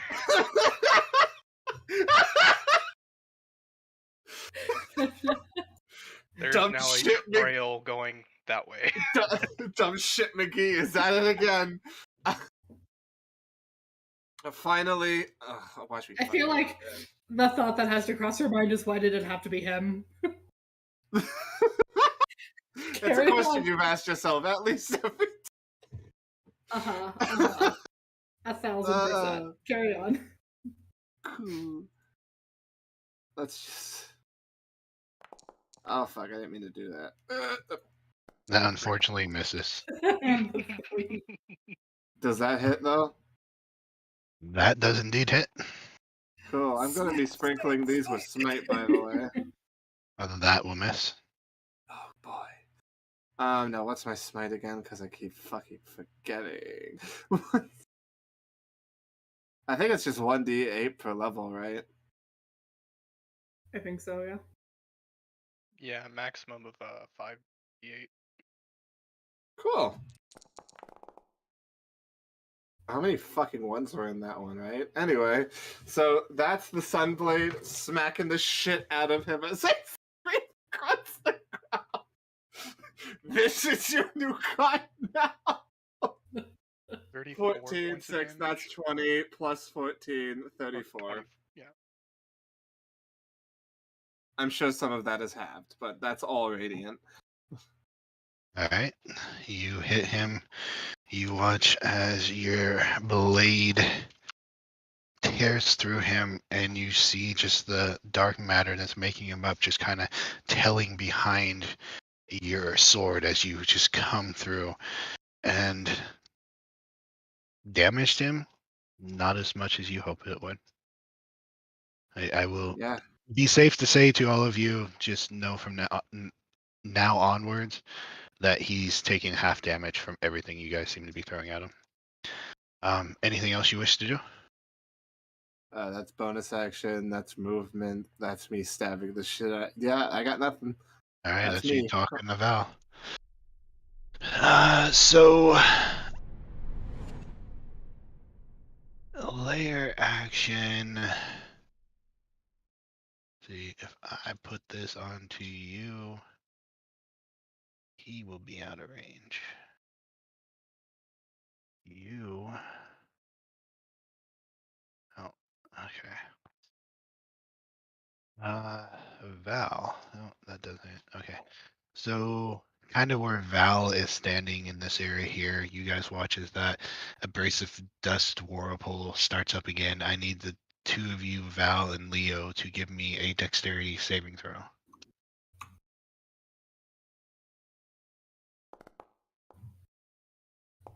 Wow. That was 20 lucky. and 17. All right. Plus 3, how many of you are within my range? I am. You I'll let guys. that go. I'll just take the 20. All right, you guys, as you're standing there, this dust and small sand and rocks just twirling around, hitting you, damaging like your armor and stuff, like making marks on it. But you guys do not take any damage. That's right, I don't. Evasion, yo. Not that I needed it, but. What was that, Leo? What did you say? I didn't You even hear guys anything. take no damage. Okay. Yeah, we saved, so no damage. Yes, I was just giving fluff to tell you took no damage. Sheedan, it is your turn. Actually, hold on. Before your turn, you, Gabris, in his face. Hi. 25 hit you? Let me check. +2 armor class. How about no? Hey. Through the power of being wed to that trash goblin over there. Like, I'm just saying, the whole like married for tax benefits thing is not entirely wrong. Well, that's not all there is, but it's true.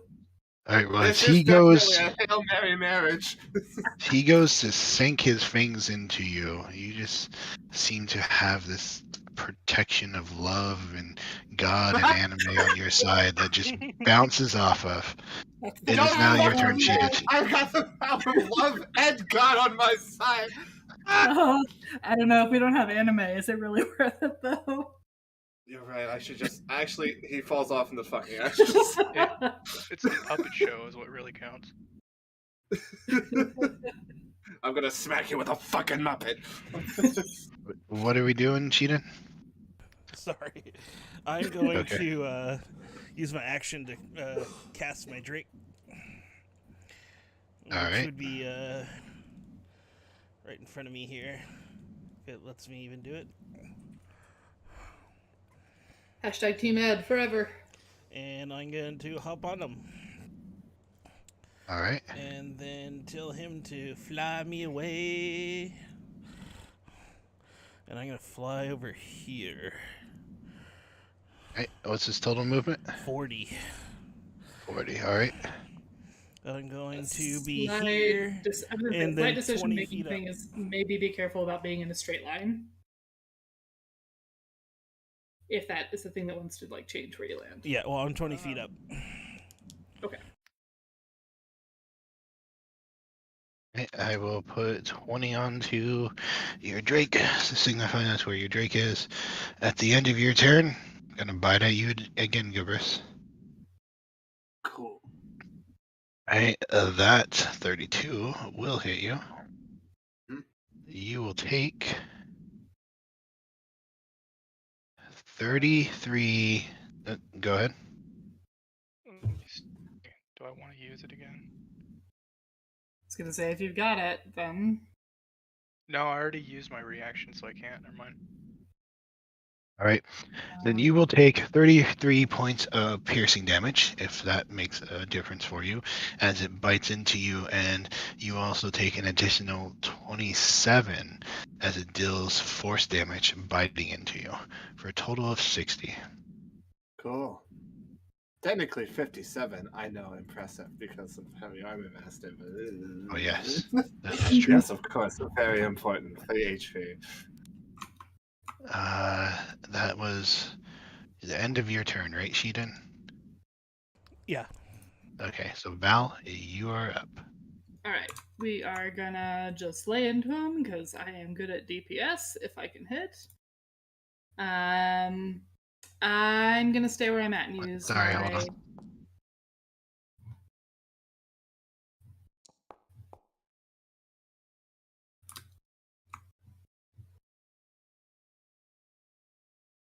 I will go ahead and roll this then while we're waiting.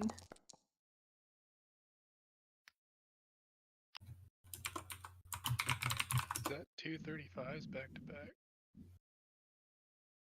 I think so. Yeah, it is.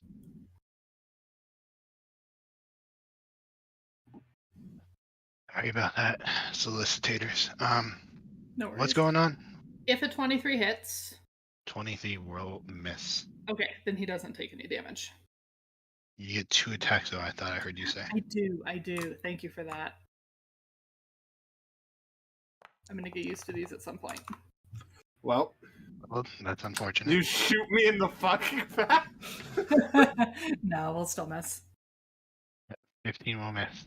Yep. So you're taking your shots, maybe a little discouraged as you are watching your betrothed being destroyed. Anything else you wish to do? Accurate. I think I have to activate steady aim though. Yeah, I have to give that as a bonus action. So that's action, that's bonus action. Right. And yeah, I think that's what I've got for the round. And I have to stay there because I did steady aim. Alrighty, then Leo brings us to you.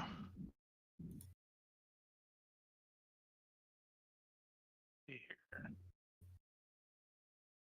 Let's still make that.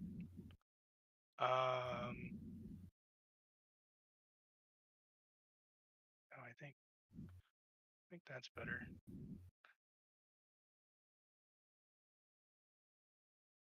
Yeah, I'm gonna do that. I'm gonna go here for 10 feet of movement and then jump to jump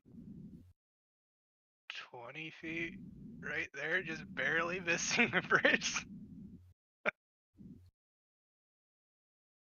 Right there. That work? Right. Yeah. You're teetering on the edge, but you're over there. It works. I'm gonna take 2 swings at him. Or no, 3. All right, go for it. I'm gonna use the rod of 7 parts. Is what I'm gonna use for my weapon. Alrighty. So the first attack is a 25 hit. 25 hits. That's 44 bludgeoning Yes. damage. Is that right? Let me see. Oh no. It's not that number. What was the? Sorry, hold on.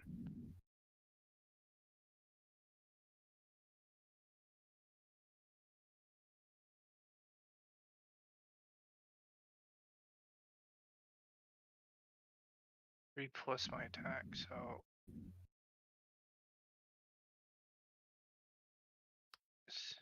55. Hold on. What did I roll for the d6? 9 plus 8, 16. No, 17. So 17 bludgeoning damage and 19 radiant for the first attack. I gotta fix that. All right. Definitely hits him. Definitely seems to do full effect that you would hope it does.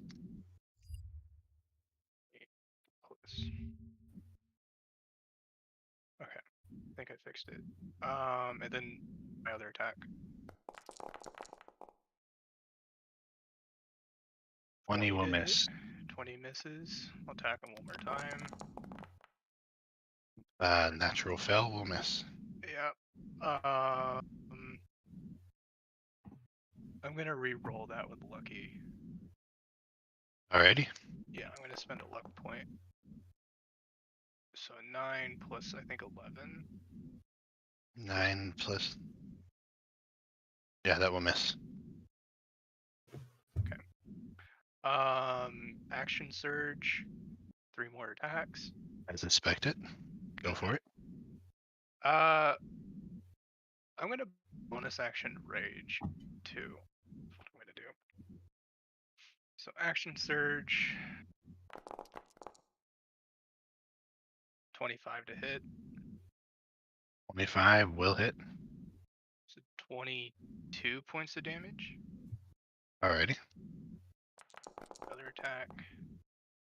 28 That will hit. for 27 points of damage.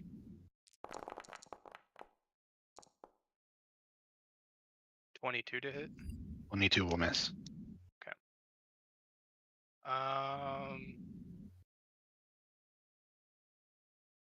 Sorry. There was something else. So the 25 and 28 add 2 more damage to it, so 4 more damage. Ready? And I believe that is my turn. Alright. So you step up there, jumping over, coming face to face with him, being this huge giant. I forget what size you are. 15 feet. So I'm huge. Yeah, you're a huge figure of his Loomis, holding what is comically a small. Everything else increased in size except the rod. So it's like you got a little billy club in your hand as you just smack him with this thing. You notice that as it makes contacts where everybody else's weapons blows has just been like passing through him and like tearing essence off, and then it kind of reforms. You're actually physically hitting him, and it's like causing him to jerk to the side and stuff. All the damage you did, you just damage that you expected to do with those hits. That's your turn. Yeah. Alrighty. Actually, at the end of your turn, he's gonna bite you, Gabris. See if this hits. 35 to hit. Going to use my reaction to invoke the Cloud Rune and have it hit me instead. All right, so you will instead. Seems odd as he kind of lashes forward, trying to bite Gabris, but instead you are bitten, almost as though you guys momentarily replace each other's damage halved or anything for you. Physical damages. Physical damage? Okay. So then you will take.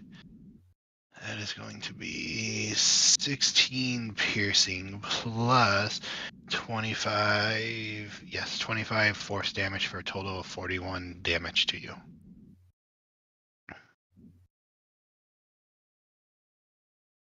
And then that's at the end of your turn. So it is now his turn. Let's see if this happens. It does not.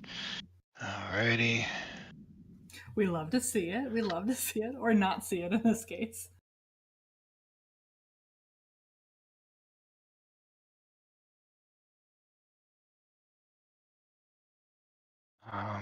Give me 1 second.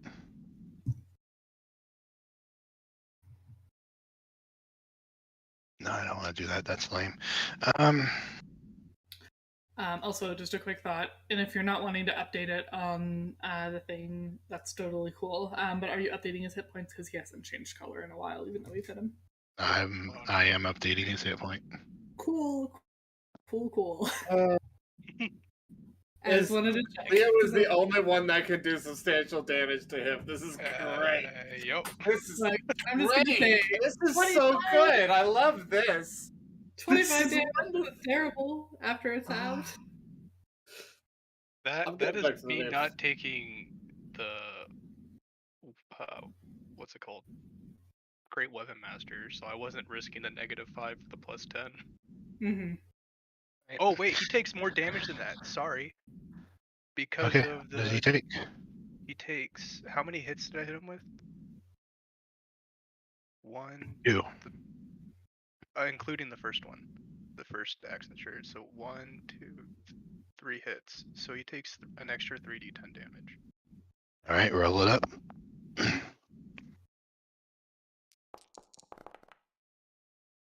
Extra 10 points damage.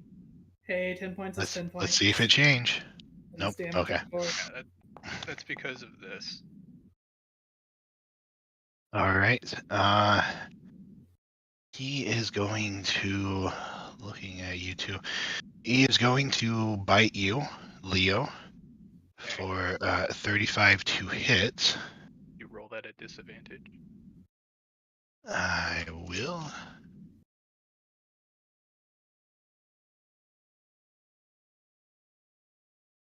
.38, 30. So the 35 hits. Okay. So he will take half of his bites, but then he does the force damage, which is gonna be a total of 49 that he hits you for. Down. You're down? Mhm. Alrighty. And then as he kind of pulls back, turns and looks at you, and you watch as his tail just slams down twice on you, Gubris. And that will be a 31 and 38 to hit you. That's going to hit, and I'm definitely sure I've just failed 2 saving throws. Well, the first one's going to deal 38 damage, which does that knock you down? Yep. All right. The second one going to deal 42, so that will be 2 failures.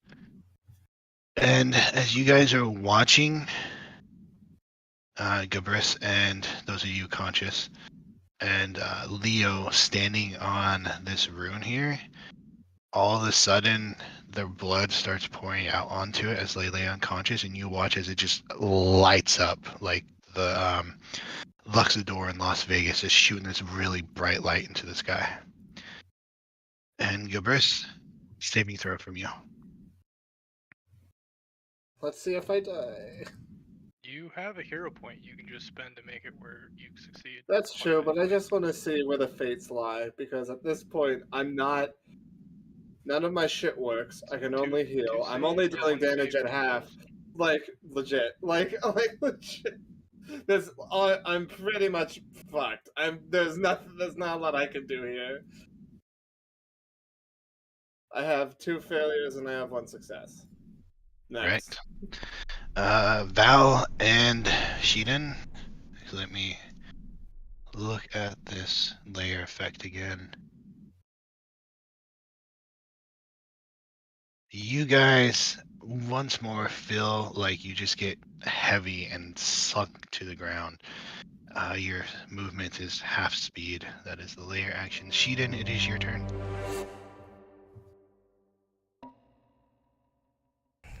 Okie dokie.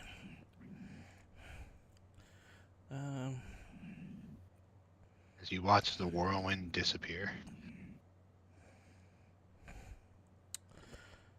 Well, I won't be affected by because I have freedom of movement on. And it lasts an hour. All right. But my Drake will be affected. Does your Drake and you share the same movement? No. Okay. And I will move 20 feet there. Still 20 feet in the sky.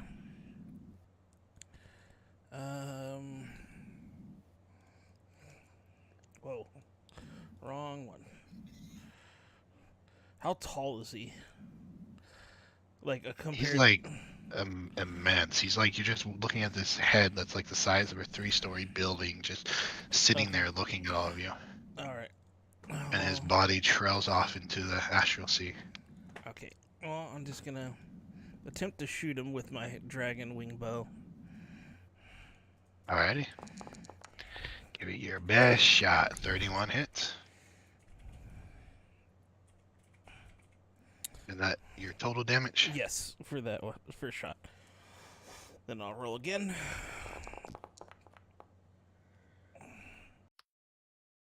Alright, 31 hits.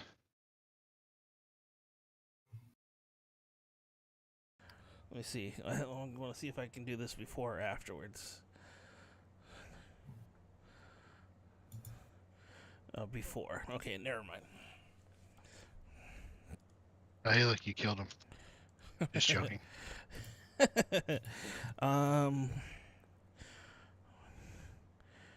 see, you can roll one of the attack die. Let's see. Do I want to? No. We're good.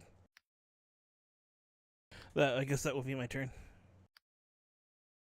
Alrighty, Val, it is your turn. Alrighty, I'm going to use my action to cast Aid,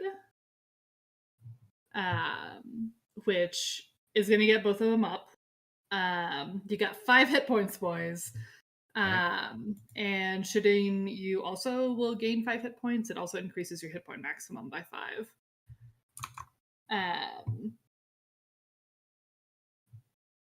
And then I'm also... Oh, wait, no. I can't do action, bonus action spells unless they're cantrips. We'll save that for later then. I don't know that I have any other good bonus actions that I can do.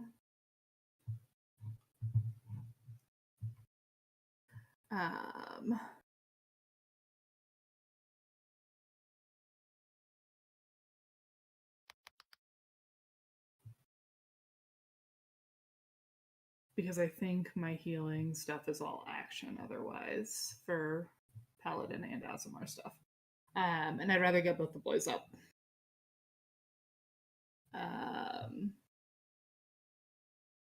Yeah. So I will shift over a little bit. Okay. To here. If I fly, I've got my wings out. I'll fly up to here if I can. What's your movement? Because your speed's halved. Yeah, I was here. That's would've 20 been feet to there. 20 feet to there. I'll probably have to go here then for right now. That'll be okay. All right. Because I think it's a fly speed equal to my walking speed. All right. Well, at the end of your turn, as Leo and Gabris come to consciousness in this now a light glowing ruin, you watch as Apep just disappears into nothing. The matter, darkness, and then just really appears all the way over. Yeah. Here. I'm gonna be trying to bait us into it. Points. Mhm. Fucking okay. Leo, it is your turn. Are you still large? Does that go away when you go No, unconscious? that goes away when I'm unconscious. Okay. You're back to normal size. Mm-hmm. What do you wish to do?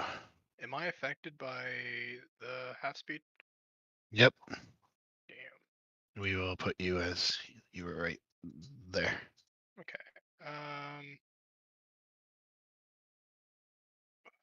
Jesus. Let's see, how far is she?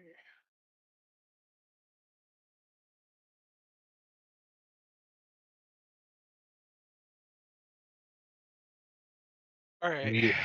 We are into our last hour, but just to remind you guys, if you want to stop and talk about things, feel free to. Dang it! I forgot the Blood Fury tattoo. I still think we should break up the rod. The thing is you guys won't get any of the benefits because it's a 2-min item. It doesn't matter. Reading it, it sounds like, yeah, you will get the abilities, but breaking it up still sounds like a good idea. I mean, it's a little bit late for that. Like, I guess we could have all been doing solid damage with the rod itself, but like, Yeah. that's so. It's never too late. I mean, part of it Yeah. is having to be in melee range for us too, though. The damage that So. I was doing was with the rod completed. Yeah. I don't know that we're gonna be dishing Still, out like, that same okay, amount. fine, don't listen Yeah. to me. Okay. No, I'm just am. not going to say anything.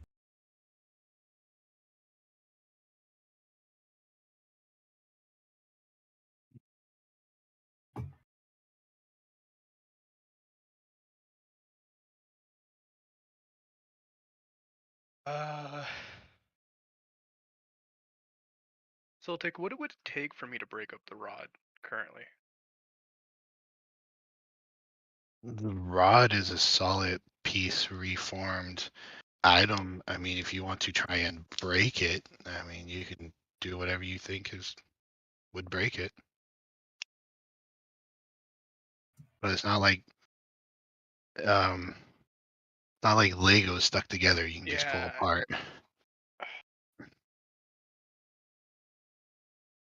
During our time with the airship and the guys like looking into it, did they ever mention anything on how to like take it apart? The guy that delved into it was really fascinated by it, and the more you built it, and even in completion, it was clear to him that this thing contained immense amounts of power to it, and that it was something beyond anything he's ever seen before. No, it does. He said it did not look to have been like it was crafted on the material planes, or even things that he's seen from other planes. That this seemed like a very powerful item, and he even wondered how it was destroyed in the first place.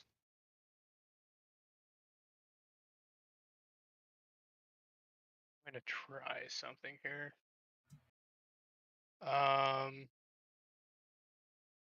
I might even use an action search at this point too. I'm going to take the rod and slam it down on this rune here and see if it does anything. Like actually trying to deal damage to this rune. Trying to this deal damage to the rune. Yeah, the magical circle thing. That's completed. Okay. It will take an attack, but I won't have you make an attack with it. It hits the ground and definitely deals damage, but the rune is still glowing. Okay.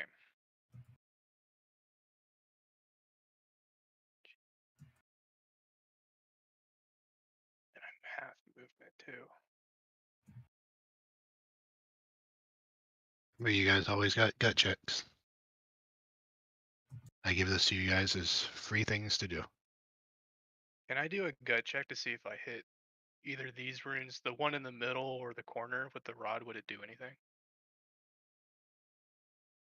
Sure. Go ahead and give me your wisdom.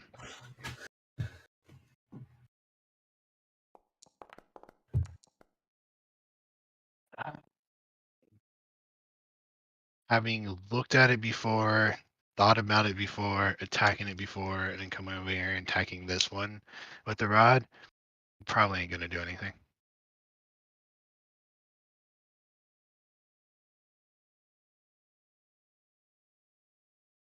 I'm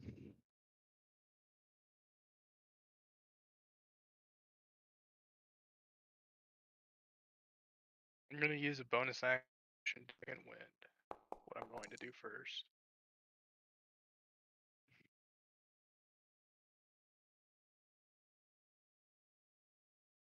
Then I'm going to take my other 2 actions and see if I can break the rod in half. All right.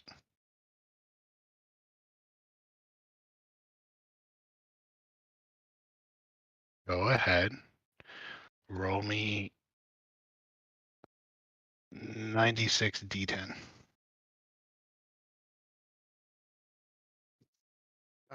What was it, 96 d10? Like 90 plus 6? That number of d10s? Roll that much. Oh, Jesus. This is probably gonna kill me.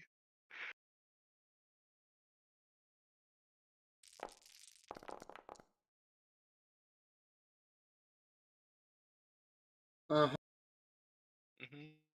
517? 517. I'm just moving him so I could. All right. Just looking at his health. He'll go back here. So you're taking the rod and you are going to snap it over your knee, break it, or just like try to muscle flex it. I'm not. Yeah, sure. You said you want to break it, right? Well, I wasn't trying to like break it. I was trying to see if there's a way to actually like take it apart. Okay, so were you just standing there just pulling on it then? Yeah. Okay, doesn't come apart.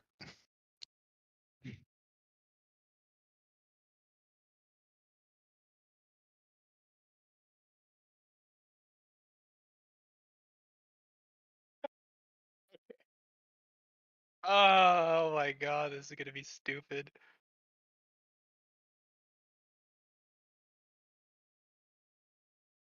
Fuck it. I am going to have 15 feet of movement. How far can I get? Can I get over here with 15 feet? Sure in hell can. I I'm also gonna have go. a question too. Can I'm he gonna ride go my here. Drake?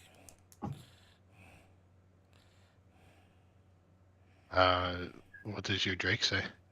It just says he's rideable. Then sure. I'm gonna go here. I believe everybody's within range, right? Yeah. You're 20 feet up too. But the language does only say it says when you ride your Drake, it's no longer prohibited from using the flying speed, though. So I don't know. I don't think it'll fly with him on it, but he can go Does further. not sound like it. Yeah. Is a heal spell ranged or touch? What's in chat? Like You the can spell click into heal? it. You can click into Oh, I it and see can. it. Yeah, the spell like the heal spell is definitely ranged. I think it's 30 or 60 feet. If it's like cure wounds It and is stuff, 60 that's feet.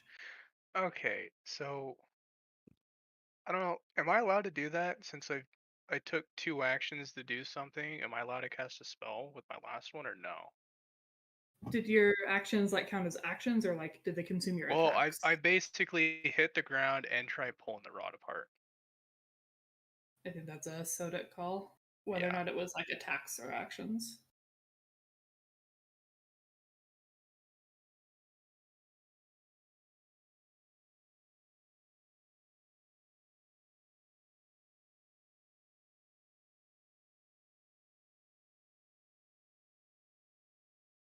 If not, I will probably just use an action surge to do it.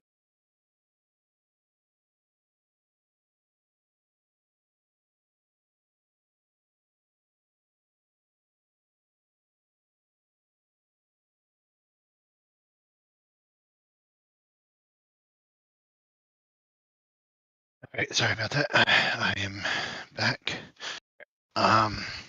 So you actioned to do the hitting the thing, and you tried pulling apart. That's another action which you would have had to have used your search to do, which is what I thought you did. Oh no. I didn't use my action surge yet. I have. I can see what you're doing. I had 3 attacks. I was trying to see the first attack or the first. Yeah. So I wouldn't have tried broken the rod at that point Well, because I've already used the you attack. either get 3 attacks or 1 action. Yeah. Which you attack, so you technically still have 2 attacks because you can break your attacks up, but you would have to use action to try and pull it apart. Okay. Can I just say that I didn't try pulling it apart? That's. I mean, Sure. it's your call. I mean, I can do it either way. Technically, you've already done it, but you guys are in a tough spot, so I will allow it. Okay. I'm going to use my action surge, my last one. Now I have another action. I'm going to use heal on Gabris. Alrighty. So you get 70 HP. Cool.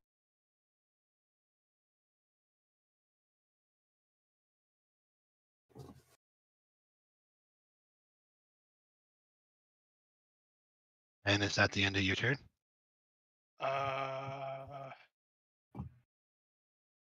I'm going to go ahead and I think it's a bonus action to do this.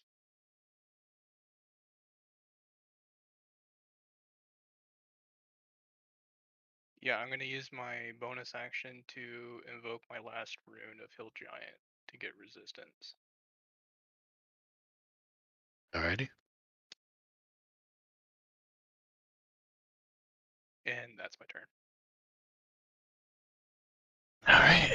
That will bring us to a pep. Okay.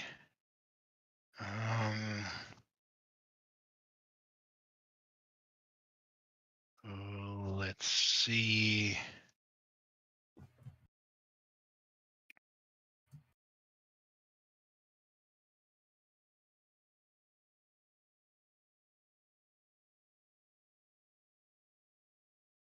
We're all within 15, 20 feet.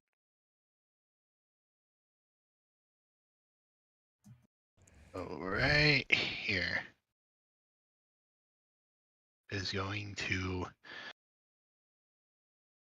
You guys are gonna just watch as like this dark cloud just materializes, and all of a sudden, this beam of lightning just slams into the ground. Let me see if it's an attack roll. If you guys need to make a save.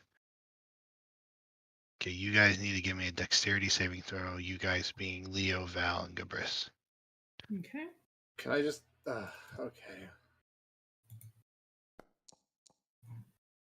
Yeah.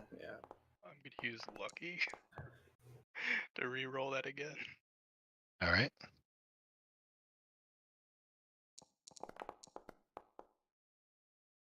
16.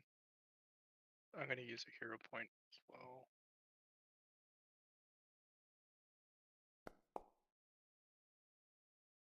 18.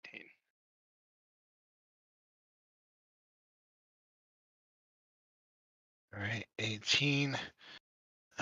Val, you're gonna take no damage because you're gonna do your dodge, right? Mm-hmm. So then you two will take 12 points of lightning damage. And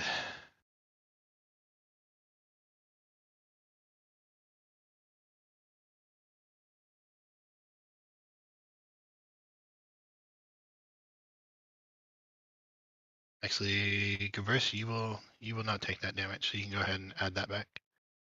It will just be Val and Leo who get affected by it. All right.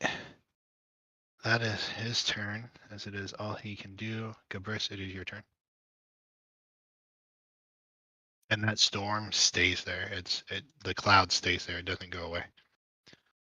If I enter this, am I gonna get electrocuted? Right now, there's nothing there. It's just a cloud hovering in the sky. All right, I'm gonna jump over.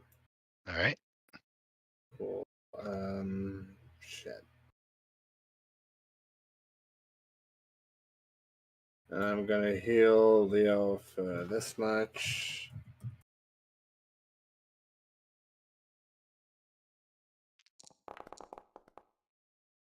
Oh, lovely. 13. And I'm gonna jump back over here because generally, like, I'm not chasing this guy around anymore. He's gonna start teleporting around, and eventually he's gonna make his way back to me, maybe. Alrighty. Then that will bring us to layer action. Is that healing on me? Yes, Yeah. it was. Okay. I think I'm lagging. That's why I can't hear a lot of you.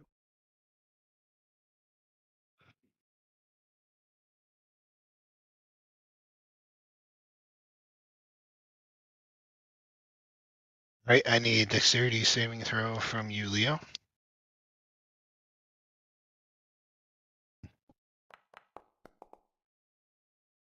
I used lucky. My last one. Alright.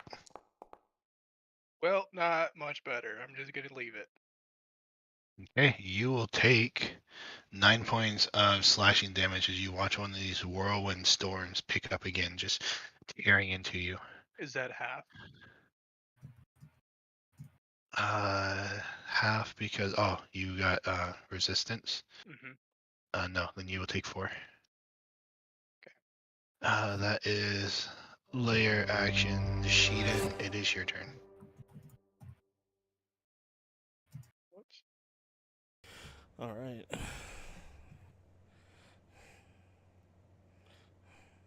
This thing is taking forever. Okay, there we go. I am going to take another diamond out of my helmet. 7. Violet. On a fail save, target is blinded. It must make a wisdom saving throw at the start of your next turn. A successful save ends the blindness. If it has failed the save, the creature is transported to another plane of existence of the DM's choosing and is no longer blinded. Typically, a creature is on this plane that isn't the home plane is banished home, while other creatures are usually cast in the astral or ether plane. So I guess save a DC 17 or 18 On the top of your next turn? on the wisdom saving throw. No, right now. Okay. Here, let me see if I can try to post this in chat. I'm curious on what Lucky does right now for you. I think you could force him to re-roll. Because I don't know how I can get this put into the chat since it's on the helm. That's fine. He succeeds. So it seems to have no effect on him. Yeah, so I'll just do this.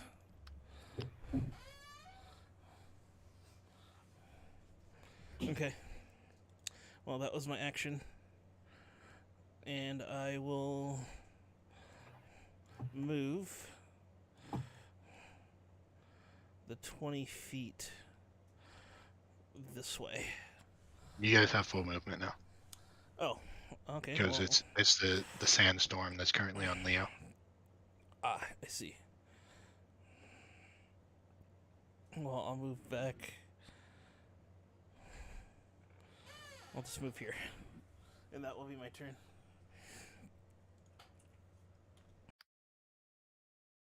Alright. Let me look at something real quick before at the end of your turn.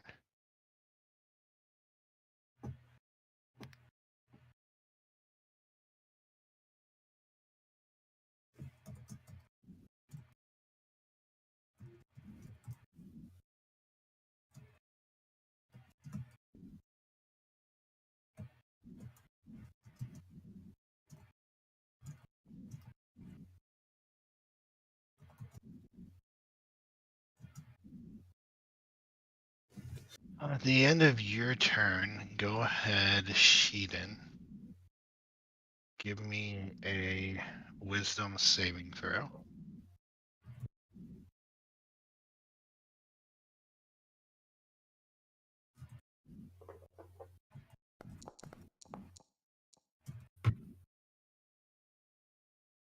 All right, you will take 18 points of psychic damage as you're moving around the battlefield. And what is Sheeden's worst nightmare creature? My nightmare creature? Yeah, like a creature that you absolutely are terrified of. I was gonna say, what are Dragonborns afraid of? Bigger dragonborns. Other Dragonborns? I don't know. That's personal choice, but if that's what you want it to be. No, like, I would have to look at favorite enemies. I would say Mouse. monstrosities. All right, you just watch as all of a sudden these monstrosities just appear around you, and you just go into this rage or this sense of fright. I don't know if you're far enough to be in Cabrissa's thing. It's I think 30. it's 15 feet. It's 30 feet. I think I'm All right, so I'm way too far. you are frightened as these creatures surround you, and the 18 damage you took was from them appearing, dealing psychic damage to you. Okay. That's at the end of your turn. Val, it is your turn. Alrighty. I am gonna try and take a shot at him because we need to keep damage coming on the board. This is with my steady aim. Right, well, that will hit. So close to a crit. I should have taken fighter. Champion fighter would have crit. No, that's okay. So 11 plus 28 plus 20 radiant damage. And then Alrighty. one more attack for my extra attack. Misses. That will miss. That's it.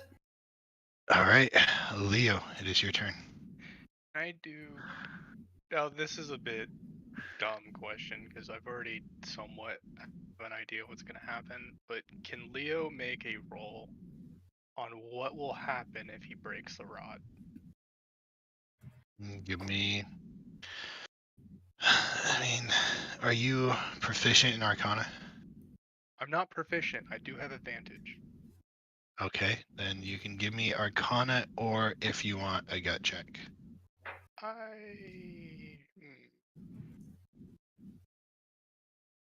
What do you guys think? Arcana with advantage or just a straight gut check? I don't I'll really leave it to know. you. Yeah. Advantage has 2 rolls, so Screw it, Arcana it is.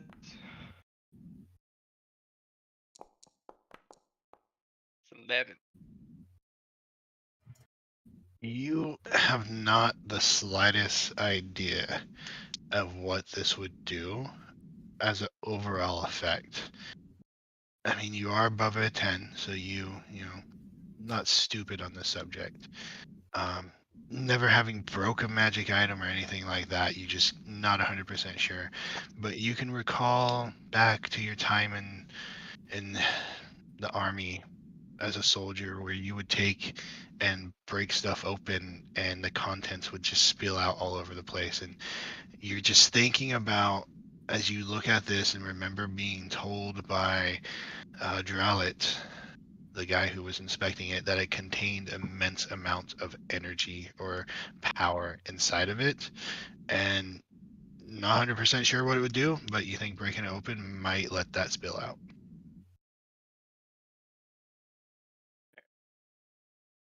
But as far as you're concerned, it could also absolutely do nothing. True. You're just not 100% sure in that.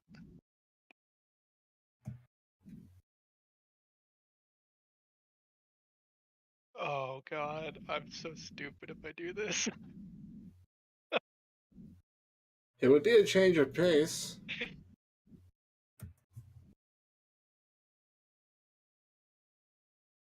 I'm going to cast haste on myself with the last cast. Okay. So I'll get 60 feet of movement. My AC goes up by 2, so I'm 24. Plus 60 feet of movement, so I will go here. Right. And then how far is he? 15 feet. Bonus action giant smite, so I become huge and I get an extra 5 feet reach. I can only hit him 10 feet away. God damn it, he's still away from me. Oh no, I can hit him. Do you think I can or no? Being how close he is. Well, your size is going to change you, so you were standing there. Oh. So I can hit him. So stupid. I'm gonna crack the rod over my knee to break it up. All right. Go ahead and roll 96 d10.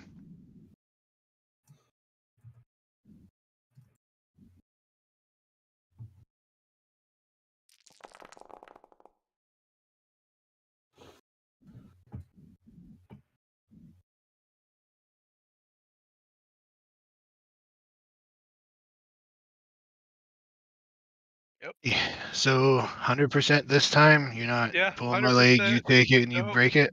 100%.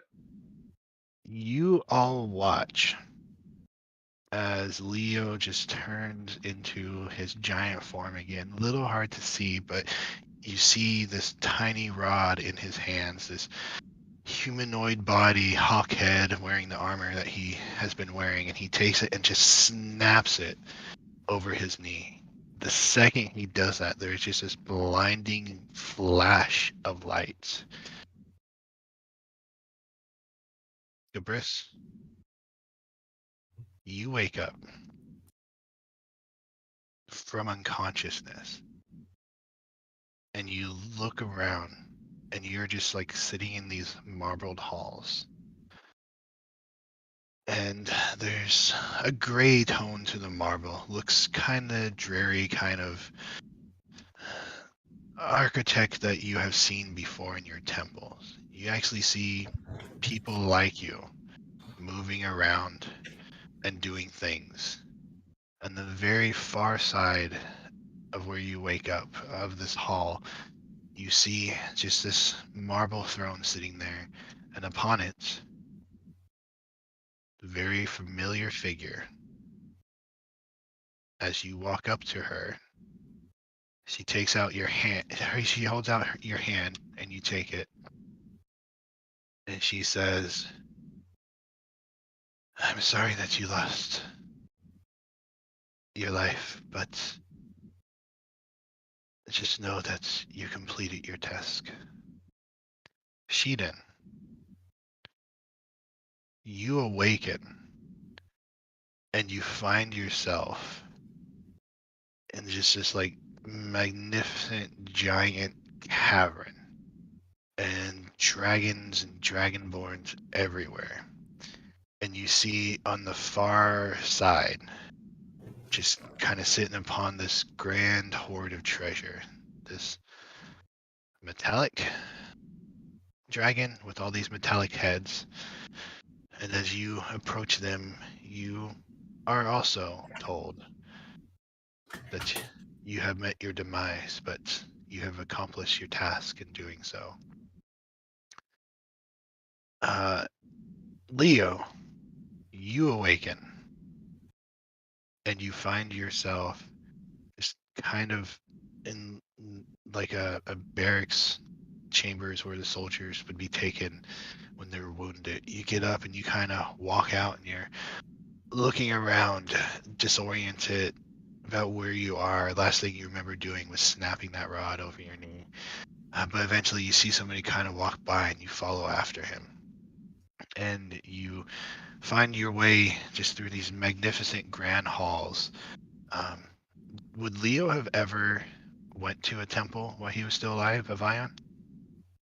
The only time he would ever go to a temple would be with his wife. But since she's been gone, She was a worshiper of Ion, though, right? Yeah. Okay. So then you see very familiar symbols of Ion just all over the place. And eventually you find yourself just kind of in this grand mead or feast hall, tables everywhere, people sitting down and eating. And at the head of it is just this most beautiful person you've ever seen, even more so than Apep, who up to that point was like the most handsome person you've ever seen. And he's just like glowing Hold on, in Subject. light. I'm Okay, go. lagging out. Sorry. Let me know when you're good. I'm good now. Okay. He's just like glowing with lights, and you also have your conversation with him where you are told that you died, but that you stopped Empty Apep. again.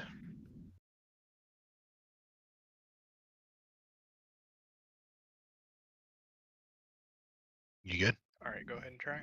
All right. You were told you died, but stopped Apep. Okay. All right. Val, Mhm. you wake up and just find yourself in this complete void. And as you're standing there, you also kind of watch as a dark, twisted form of you stands up and it's just staring at you. You kind of look down because this figure reminds you, like looking at their skin, of the scar you have. And it's gone. And you look back over at this person and you watch as they go to pull out a weapon and take a step towards you, and all of a sudden the hands just kind of reach up out of the void, grab them, and you can see like fire just kind of coming off the hands as they grip them and they start pulling them down. And you just figure this echo of you just starts screaming out, and she starts flailing, and then all of a sudden she just disappears.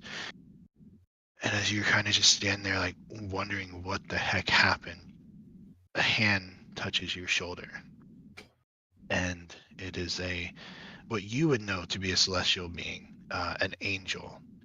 And you have a conversation with them where they tell you that you are of their lineage, and you kind of have this long heart-to-heart talk about who you are, everything you've gone through, that culminates at the very end being told that you stopped Apep and you died in the process, but there's still more yet for you to be done. And then your vision just kind of fades to white. As you guys all die and wake up in your respective afterlives to go and be with your deities, knowing that you once and for all stopped Apep. Just post this in chat here. That's how much health he had left.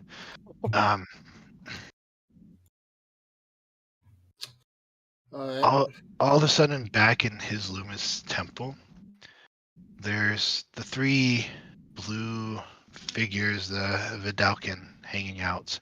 What's left over from the guards that came, that your Sild sent with you to help you kind of get in here and get into the portal. And they're just kind of standing there when all of a sudden this tear in fabric, or this tear in space, and just opens up very quickly, and all of a sudden these pieces of the rod come tumbling out, and they're all kind of standing there looking at them. And then Dralik kind of bends over and picks one up and he examines it. I think this is the rod that they fixed. It looks to be broken again. And as he's kind of examining it, there's some footsteps, and they kind of turn and look to see this desert garbed figure with no hands walk into the room, followed by this blonde haired, blonde mustache wearing armor figure. And he walks up and he looks down at the pieces and says, "It seems it has started again. We should probably get these dispersed into separate locations." And that is the end of our campaign. So happy I hail buried that. Yeah, I think that was the call. Yeah, good call, Rick, by the way. Yeah. I mean, Yeah. listening to the extractions of what he was saying, immense power might as well be broken, right? What happens when you Yeah. break magical items? They explode. Hmm. Yeah, my initial understanding of what you meant was like break them into pieces so that we could individually like use the spells in them. I was like, I don't know how like useful. I mean, I was thinking the same thing, but I said, I I mean, we kind of could, had, and I said, I mean, we could do that, but I mean, break yeah, it. Yeah, I yeah, kind of yeah. had a feeling that it was gonna do the whole explosion thing, and then when I messed up the first time, I was like, oh, okay, I might want to do this. Which is why I was trying to roll it into the character knowledge by rolling my Arcana checks and stuff.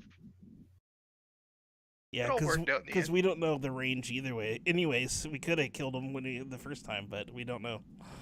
Mhm. All right.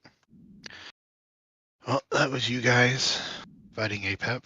I know not exactly as satisfactory as it could be, but at least we put a cap on things and didn't just say bye and walk away from it. Yeah. Don't know how long of a break I will take. Obviously, I still got a couple weeks before baby's even here, and then it will probably be at the least 3 months, maybe I'm more. just gonna say I actively like don't like kids, but I understand that like kids are chaos. So take whatever time you need. I am a-okay with prioritizing family over. I almost said video games. This isn't a video game though. Ooh. Over games. Yep. So I will leave you guys on here, and maybe we can chit chat and stuff. Don't have to be strangers, but I will give updates as to when and what I'm gonna do. Cool. Yep, Sounds works good. Well, I for hope you us. all have a good night. Thank Yep. you for Yeah. the game. Yeah, thanks for the campaign. At least we did completely bomb it second Yeah. time around. I mean, maybe literally that was pretty explosive. Oh yeah, Hey. I went out like a duke. I think Well, I- I think we all did. That's why, like, it was the radius. I Yeah. think it's just a massive radius, so that's why we died. Yep. well, thank you guys for showing up and playing. I had fun. Yeah. Y'all have a good night. I'm gonna hop on out of here because I need to go do some other stuff too. But I'll spam you with memes when I find them. All right. Well, you guys have a good one. You guys have a good night. Bye. Till we Later. meet again.